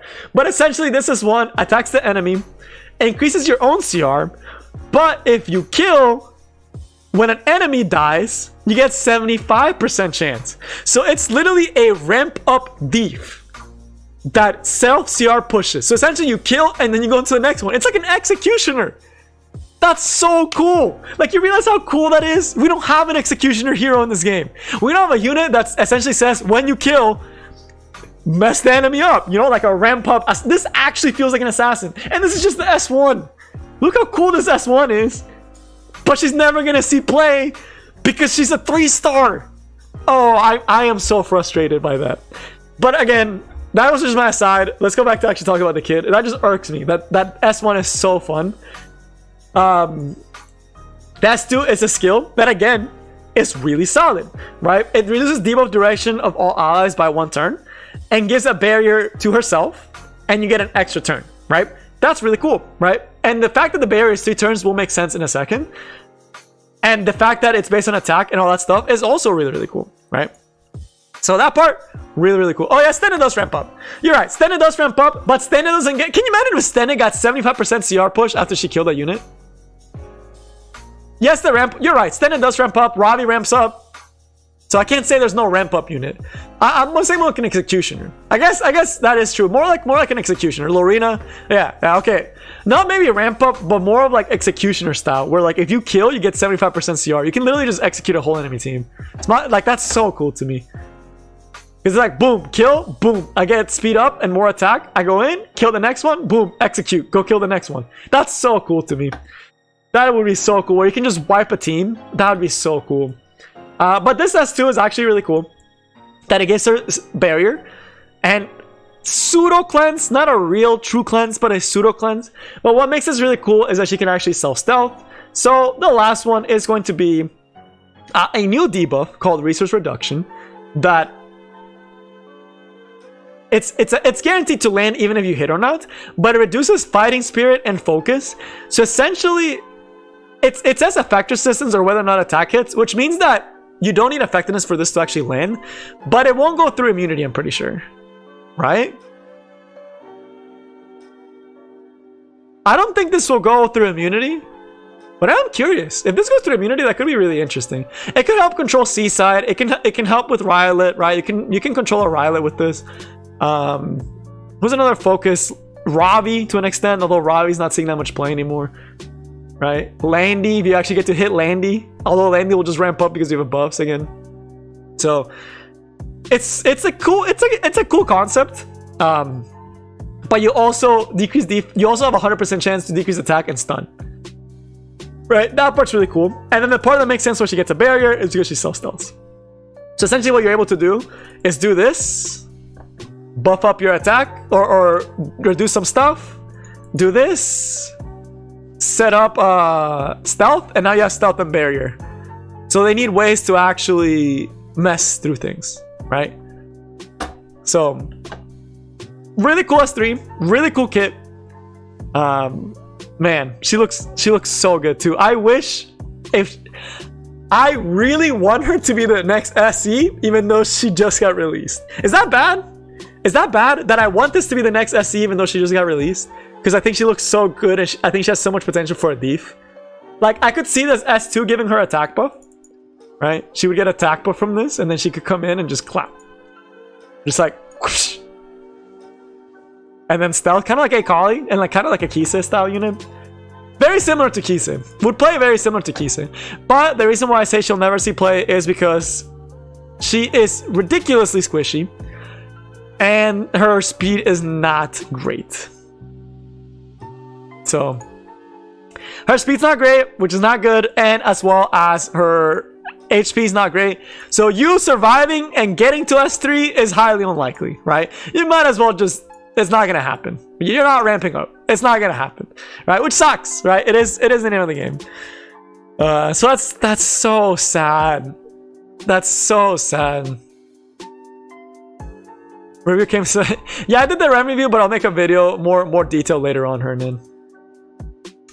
And then last but definitely not least, we have another 5-star unit disguised as a 3-star. This unit out of all of them has the highest potential to even right now be PvP viable. Yes, yes, yes. Time, I agree with you. This looks amazing. The thing about it is this unit, if this was a 5-star, she would actually be incredible. This unit's kit, when I read it, I was like, this kit's going on a 3-star. She's actually viable as a 3-star. That's the thing. That's the thing that's just crazy to me. She's actually viable as a 3-star. First, the imprint. Speed imprints, always amazing, right? Immediately you need to think about them because speed imprints is really, really nice. But she's self-crit imprint, right? She's got the whale imprint. Think about if she was a 5-star. All right, let's look at what else she's got going for her, right? Base stats. Atrocious, right? Ton of crit rate. Effectiveness is nice. Decent defense, actually. But imagine if this was a 5-star, she would be like 600 defense and like 5k HP, right? So that's really trash stat line because she's a 3-star. Let's actually look at the kit. The S1 is just ridiculous to me. It's Ross S2. This is Ross S2. Except it doesn't give immunity. She's got Ross S2 on her S1, essentially, right? When you have increased attack, you get a dual attack with the highest attack ally. And that is on her S1. You can literally, as long as you have attack buff, this becomes Ross S1. And you can soul burn it to get a decreased defense, 100%, which Ross does not have, a 100% decreased defense, into a dual attack from your highest attack ally. So she does damage from her allies doing damage. That's pretty cool, right? That's a really solid S1. That's an incredibly good S1, right? That's a really good S1. In a way, it's almost better than Lilius's because Lilius's is random. Hers, as long as you have attack buff, boom, you're decreased defensing and pulling your highest attack ally. So it's specific. That's just the S1. And it's, yeah, 2-turn decreased defense. That's crazy. Ross is 1 turn. And this is just the S1, dude. That's just the S1. Why is this on a 3-star? Then there's the S2. Self skill nullifier. And self attack buff. And attack buff to the highest attack ally. And you get CR push by 50%. So you do this. You self CR push 50%, you get skill null, which gives you survivability, and you also give attack to the ally that you're going to be pulling in with your S1s. Think about that. You could literally self attack buff you and your highest attack ally, and then dual attack with them. It's like, just those 2 skills are so good already, right? And it's just like, I could see if this is a 5-star, this would give an extra turn. 100% if this was a 5-star, this would get an extra turn. Right? So I'm pretty sure they nerfed this a little bit just because she's a 3-star. But I'm 100% sure this is a 5-star, this would give her 100% CR push. 100%, you know that's would give 100% CR push. And then you have the S3. Attacks the enemy, and when the enemy is defeated, you essentially get a full heal. Think Sage Ball, right? And it's proportionate to how much health the target is lost. So again, it's an execution. If you kill with this skill, you get a full heal, and you're doing more damage the lower the health is. So you can come in with this S3 and execute a target and full heal, right? Because you're doing more damage the lower the health is, right? That's really cool, right? The lower the health they are, the more damage you're doing to them, right? The other part, she gets a built-in proof of valor. As long as this skill is available, 30% damage reduction.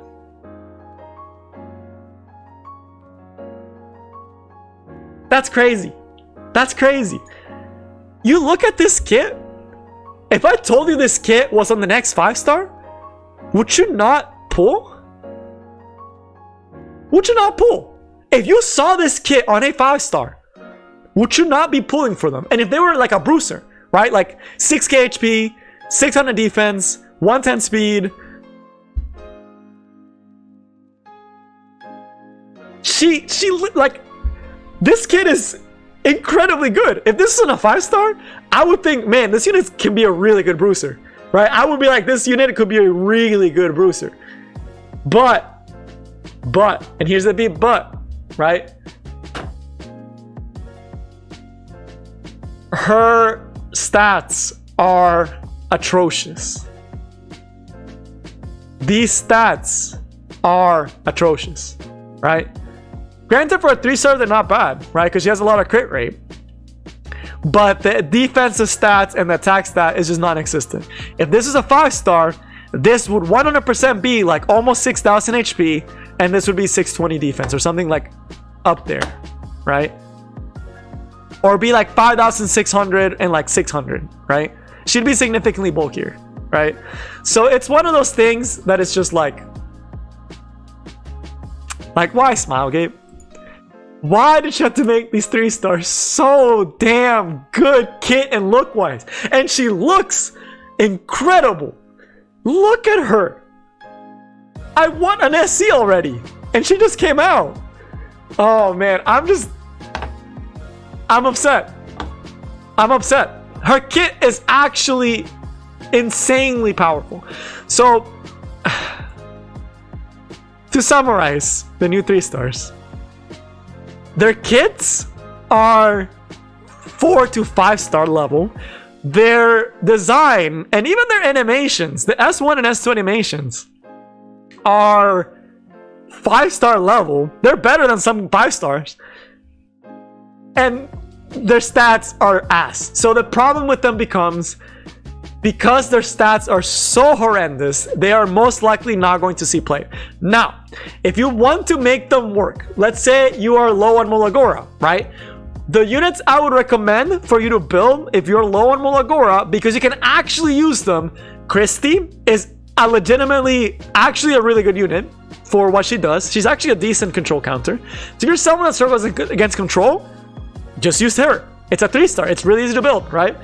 And then the other one would be Camilla, because I actually have seen people play with her in RTA. I actually saw one of the legend level players. I fought one of the legend level players for her, and she was performing okay, right? So, and then she's actually good for PvE as well. I don't want to I actually want to tell you guys she's actually good for PvE, because this is so nice, right? The dual attacking is so nice, where you don't get Lilius's utility from the S3, but as long as you have someone that can keep attack buff consistently on her, right? And she can do that almost herself, right? I think that the S2 is only on a 3-turn cooldown. Okay, it's a 4-turn cooldown. So you want someone to help you cycle through there. But she can actually be legitimately really good for PvE, because you have a good chance to decrease defense. Think about it. Ross is used just because of the S2. So you have a unit that's like Ross in terms of uses, and on a 3-star. So same thing with Ross though, because Ross is a 3-star as well. But you can't build them. They don't require Molagora. It's just Stigma. So if there's someone, if you like these units design, which I love their design. I think they look gorgeous. Whenever you're low on Molagora, build one of them. Especially if you like how they look, because they don't take Molagora, right? The only thing you'll have to use is like XP materials, which late game you'll have a ton of, and that's it. And you can build a really cute looking waifu. Man, it just irks me. It really irks me. And I know there's that theory going around that this was supposed to be the original collab, and they just got scaled down. I don't know, man. All I know is that these animations look disgustingly good. Right? Like this just... Hernan, I really hope they get SCs. I really, really hope they get SCs. No, catalysts are needed, but it's not the epic catalyst. It's just regular catalysts. Sadly, they still require catalysts, but they don't require any epic catalysts. Except for like the awakening, and the awakening is not even that many. It's very low. It's like really easy to Molagora them. But it's just, it irks me how good these kits are and everything else. I don't think it was part of the previous collab. I think Smilegate. All right, here's my theory. Here's my King Blair hot takes. I haven't done a hot take in a long time. Here is my theory. The reason we haven't gotten an SE and why all this other stuff was because Smilegate was working on these units, which makes me think that the next SC is going to be one of these units, right? Particularly Penelope. She's the one that I really think is going to get an SC next.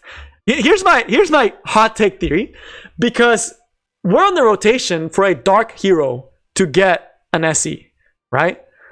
And we know that we didn't get an SC the past 16 weeks because most likely the people that usually work on SCs were probably working on these, right? And it shows that they definitely worked on these because they look amazing, both look-wise, design-wise, and the skill set, right? Like they actually put a lot of love into them. And that's why I think the next one, I think not before Mercedes, but I think it will be really good. What artifacts do I think is good on these units?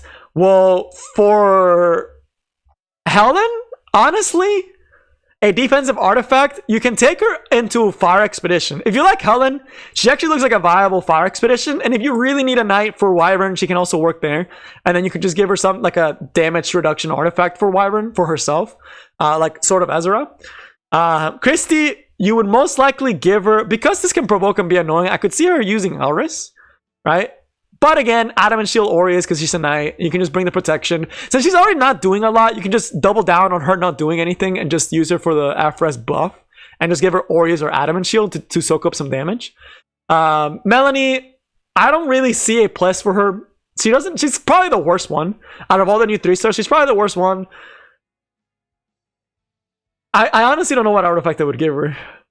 I could see Durandal to like capitalize on the turn taking, since she can also like reduce some of the damage she suffers, and maybe give her like lifesteal set or like a counter set or something. I don't know. She's kind of weird. I don't see a lot of places for her, so I can't think too much on her. Let's see. Camilla, the one I've seen people use on her, what was it? Because she's a warrior, right?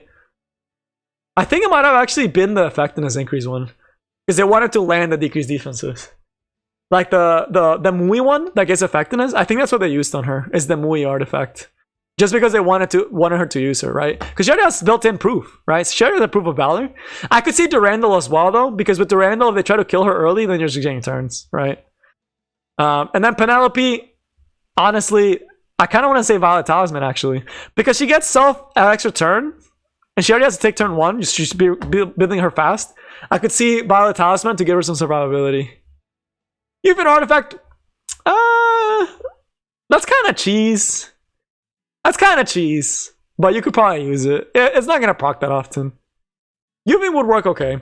Just any stat boost one, because all these units have really good kits. All you need to boost is their stats, right? If you can boost their stats, they actually would be pretty decent. RNL and Penelope, true. True. You know what I was thinking? At first I thought Penelope was a warrior, and I was gonna say put her on Border Coin. Can you imagine if this was a warrior? Oh man, if Penelope was a warrior and she could go on Border Coin, she would actually have been really cool. Because then you could actually use Border Coin Penelope and then have her do the S2, get extra attack, get stealth. That would have been really cool. Flat stack gear instead of percentage. Shockingly no for most of them. For Camilla, maybe. But for Christy and for Helen, no. Because their base stats are actually really good for defensive, right? They sack speed. They sack speed for their base stats. So not for them. Camilla could probably benefit from a... Actually, their defense and HP is not low enough, though. For Penelope, yes. Penelope probably would use flats. But Silver Rain, yeah, Silver Rain would work too. Silver Rain would be interesting on her, actually, because you could get her self-attack buff. But again, I don't see Penelope being viable just because her stats are so low. That's the only problem with Penelope. I don't see her being viable because her stats are so abnormally low. Like, they're just so low. Out of all of them, the one that could use an SC and benefit off of it would be Penelope and Camilla. To, like, actually be, like, legitimately, like, meta-relevant units. But... man, it's just, it irks me. It really, really irks me. It actually, makes me sad that, and it's weird to me because like the people that worked on these heroes put so much love into them, more love than some of the heroes that we've gotten recently, right? So, man, what I was saying though with the SCs, why I think one of them is gonna get an SC is because if you look at the SC heroes, right? And I don't know if I can, yeah, I can do it by grade. I'll do the SCs. If we look at the SCs, right? The last one we got was Rima, right? So that was water. Before Rima, it was Selichem and a Rose. And before Celit, it was an Earth one. Was it really Dollmaker? It might have actually been Dollmaker. Holy cow. So it was legit Rima, Salad, and Dollmaker? No, there's no way. There must have been another one in between. Maybe I'm just being blind. Hold up. It wasn't Chaos. It wasn't any of these. It wasn't Ricorous.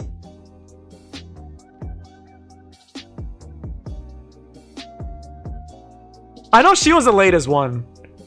It was really Pearl? It might have been Doris. No, I think it was Doris, then Pearl. I think Pearl came after Doris. I think it was Doris, Dollmaker, Rima, Salad. No, Rima's the most recent one. Salad, Rima? I don't think they do two Banshee Sisters back to back. Wow. That is really disappointing. But regardless, it was these four were the last previous one. So the next element should be dark, right? And the top contenders for the dark one are these. Wow, SCs, we should have already gotten two, by the way. We're behind two. Doris Maker was before Doris. Oh, so it was Dollmaker, Doris, Salad, Rima. Okay, so the next one is dark though. So the next 3-star should be dark. And the contenders, I mean, Peleus is a really good contender for it. Some people want O'Til. Some people want Requimore because they said they're gonna finish the Banshee Sisters. Ina's actually already good the way she is. She actually doesn't need one. So it's kind of like, and I doubt they're gonna do Jurado. Jurado's a meme. Jurado's actually a meme character. I don't think they'll actually do Jurado. I don't think they like him at all. I doubt it's Jurado. But I could see Requimore.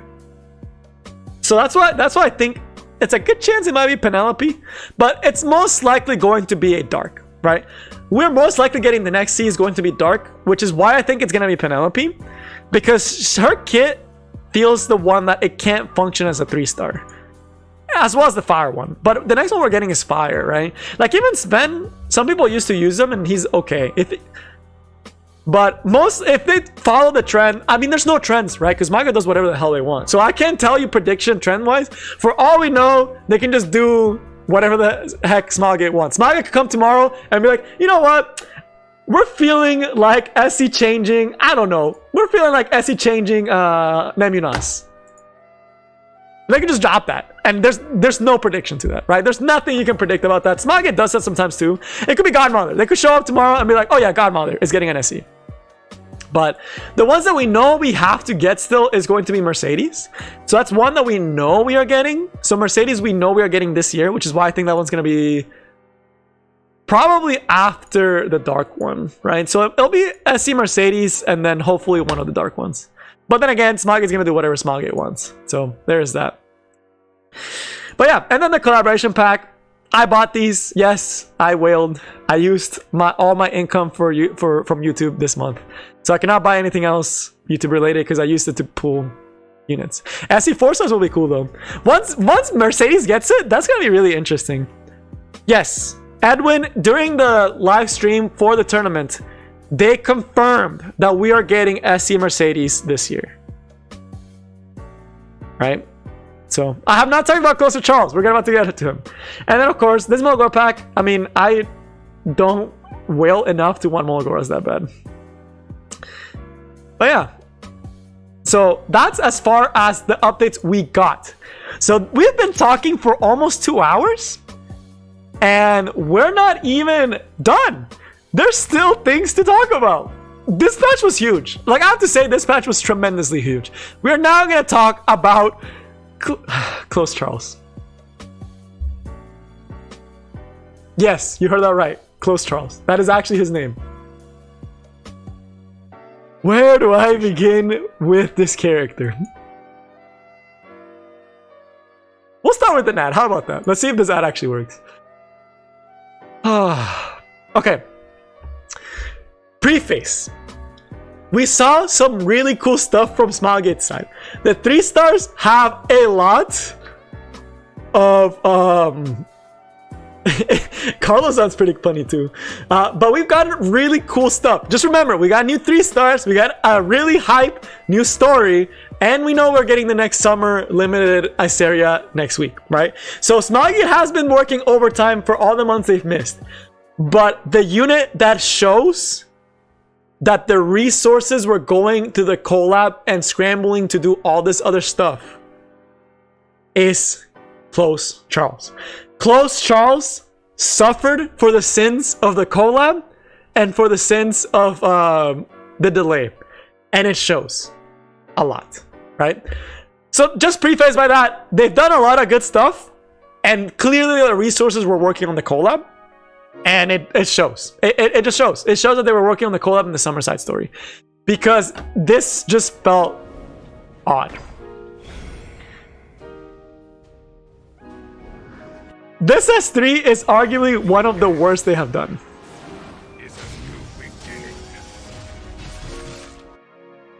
Like, it's just, I know it's still not bad, right? But when I watch this, right, let me put this at HD. This part's cool. This part I like. It is already on HD. What is this, dude? Why is this so blurry? What is this supposed to be? Like, if I show you this, and then I show you the Emo 5-star hero before him. If I show you Strasse, let's not show Strasse, let's show the one before Strasse. I think it was Designer Lilibet. If I look at Designer Lilibet's S3, look at this S3 and then compare it to Charles.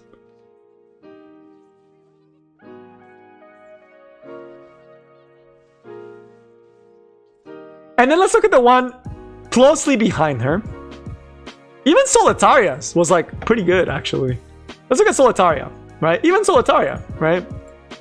Even it's a more simple, right? Let's say Charles. Okay, let's say they were trying to go for simplistic, right? Oh yeah, I forgot about Emil. I already forgot Emil Cowrick. Even this one, like, it's clear what they're trying to do, and it fits her character. It also, like, is pretty cool too. It's actually really cool animation. And let's look at Mediator Cowrick. I forgot that he existed, and that's so sad. I honestly forget this unit exists sometimes. But yes, he was the one before. Poor Mediator Cowrick. He did nothing wrong, except I forget he's a warrior. That's so weird. Where is he? Mediator Cowrick.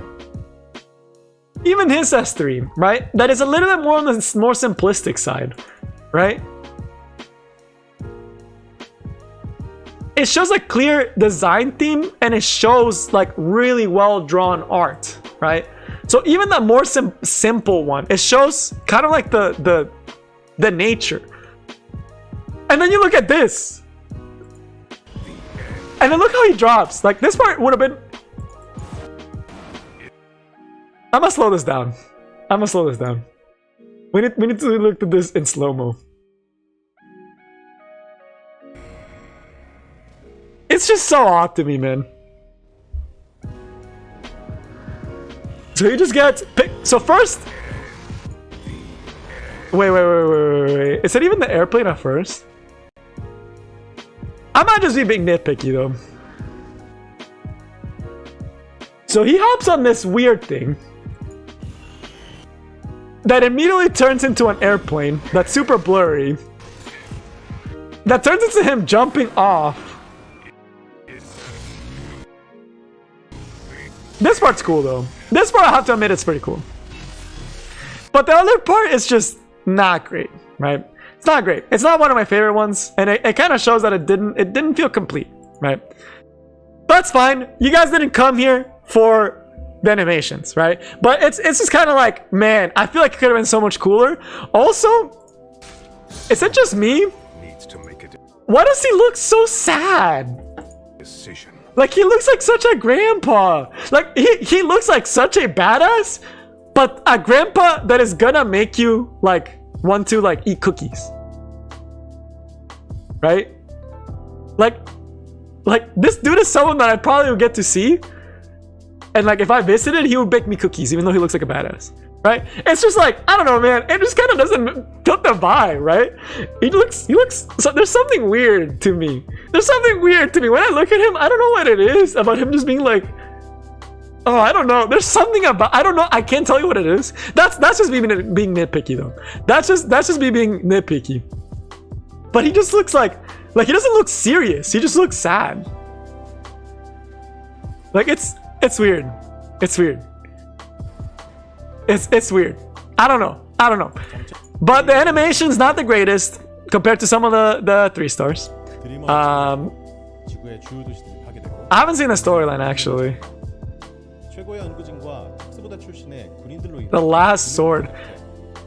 Interesting. He looks so weird. It looks cool though. This part looks cool because Charles looks cool. This S3 animation is still just weird to me. At least this part's cool. Right, but then again, not every unit's gonna be god tier animation, right? You can definitely tell which units Smoggate's enjoyed working on more, because some units just have insane animations over others. You can tell where Smoggate decided to use the budget. When you look at something like Operator Cigarette, it screams budget, right? Like this unit screams budget. This is budget, right? Like when you look at this S3, you're like, wow. Like the sound effects, the particles, the coloring, the drones, just, oh man. You can tell they put a lot of money into creating Operator Sigurd though. Charles, you can tell that they did not have as much time to work on. So Elnoth too, yeah. There's a lot of really, the thing about it is like, we have to be fair to Smallgate. People like different art styles, I understand that, but at the same time, they're working on the collab, they're working on 3-star heroes. They just finished Senya and Ilnov, with both looked incredible. So it's okay to have a less flashy S3 every once in a while. But whatever, right? We're not here for the animation. Well, I'm here for the animations. I like the animations, but I'm not an animation expert or anything. So let's put that aside. Let's look at the other stuff.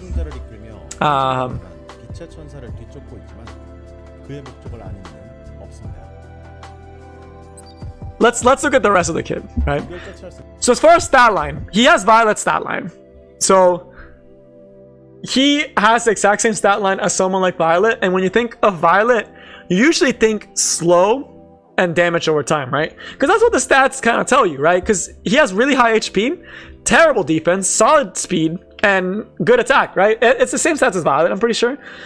But the way he plays is like a cleave, right?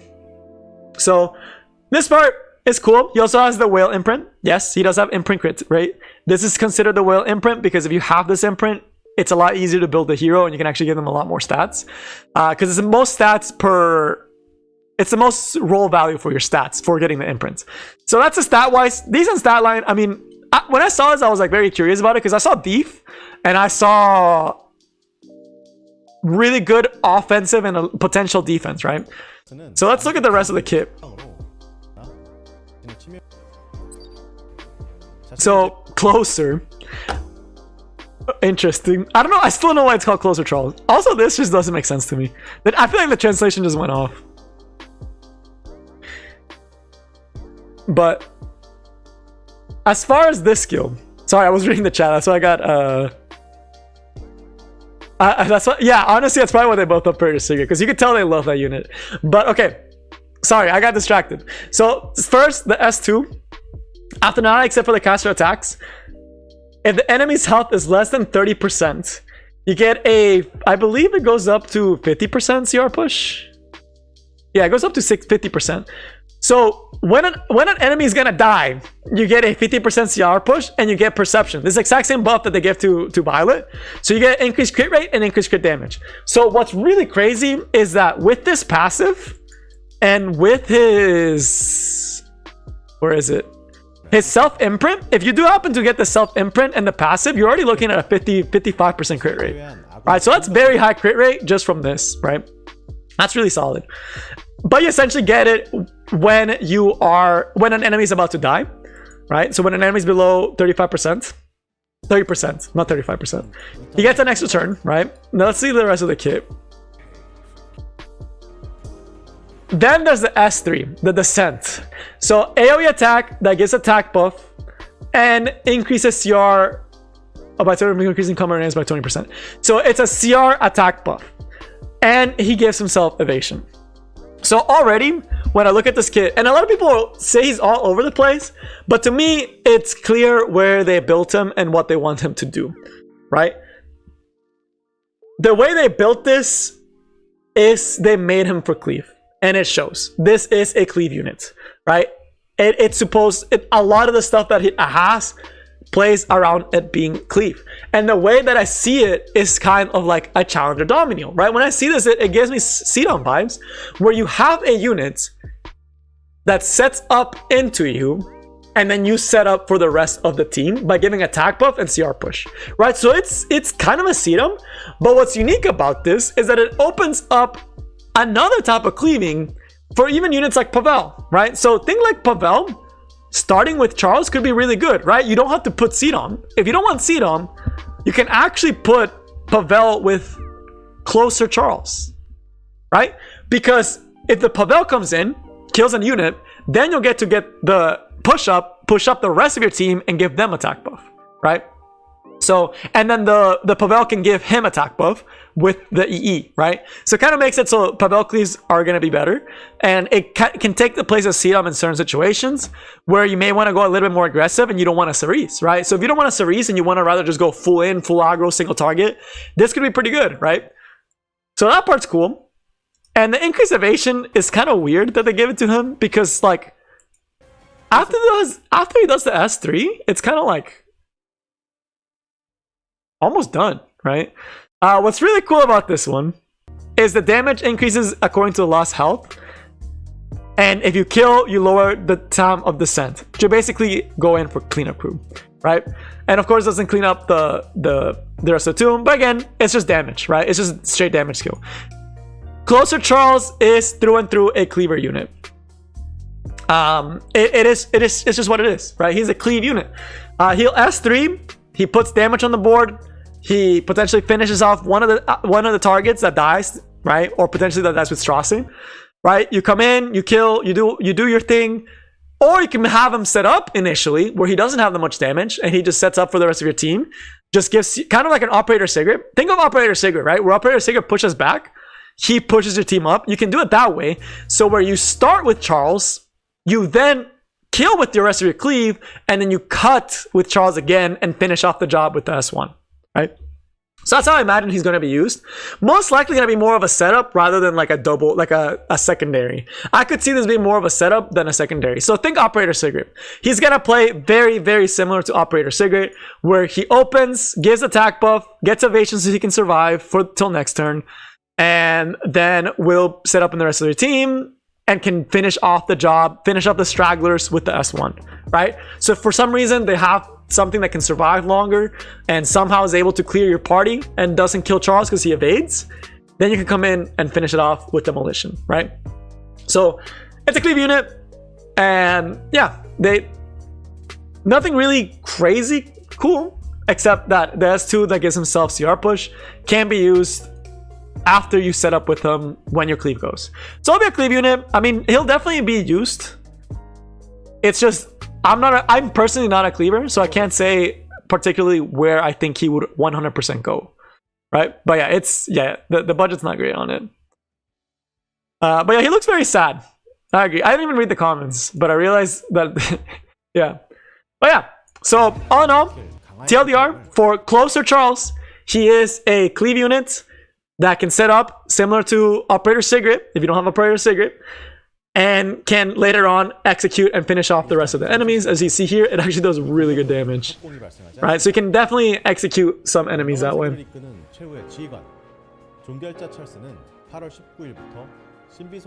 But there it is. I just realized idle animation is actually pretty funny. But yeah, that's Closer Charles. So not bad in terms of kit. A lot of people said he's all over the place, but I think it's very clear what his kit is supposed to do, right? Hey, congrats Kamikaze. I'm glad you were able to get both. But yeah, Closer Charles overall, nothing crazy, nothing super special, just another cleave unit. Right now, usually Smogit likes to give a lot of love to one playstyle, and then they switch off to the next playstyle. Right now, they really want to give a lot of love to cleave. That's why we've seen Operator Sigurd buffs, we've seen all this other stuff. What would be really cool would be something like a... You'll know what would be really cool? Because his base speed is actually pretty decent, right?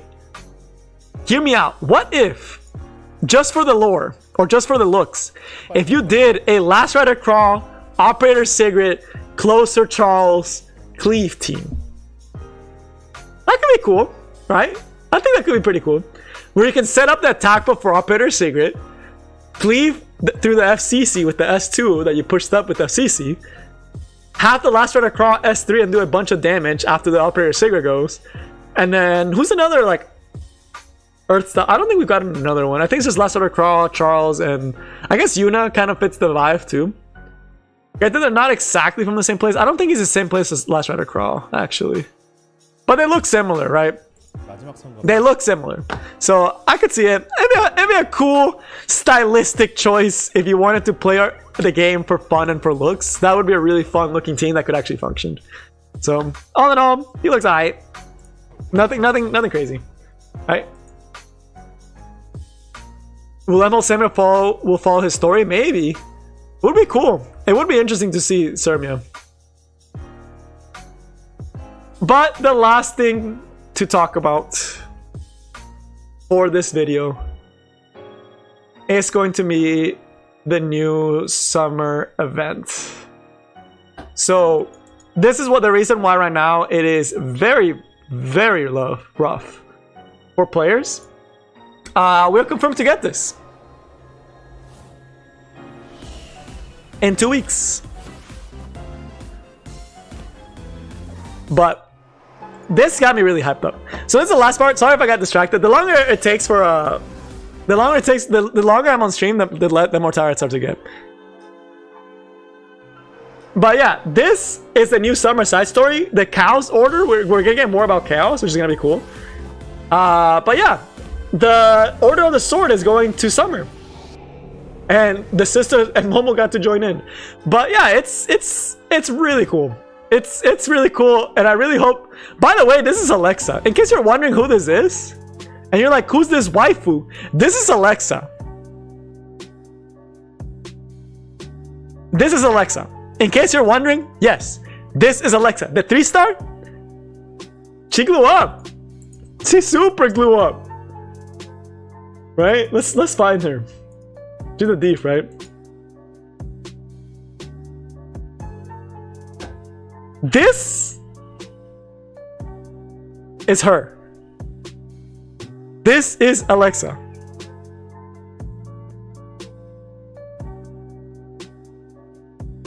Like, what? When did she glow up, dude? When did she grow older? Like 5 years.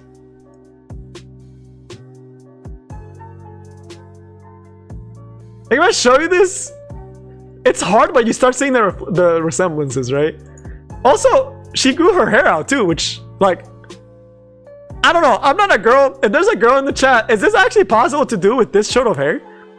Like, for a bun to be this big and still have that much hair left? Starting from here?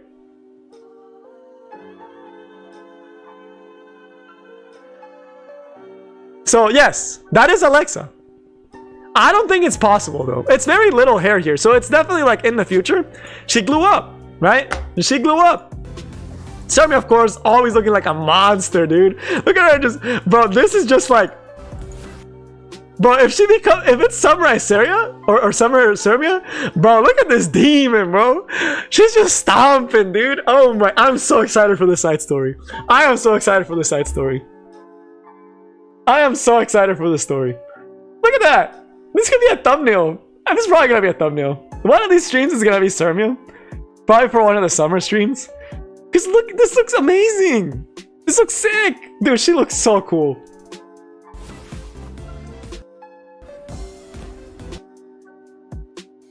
But yeah, this is I'm pretty excited. Also, why does she look hazed? She looks mad hazed.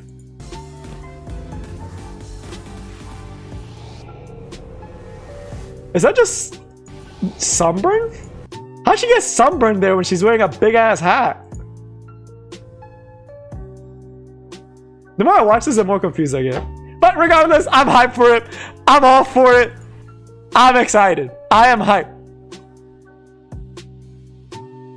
She looks drunk. Yeah, she looks lit. You're right. It's not haze, it's lit, bro. She looks like she got hella. She had a little too many Rengar specialty drinks, dude.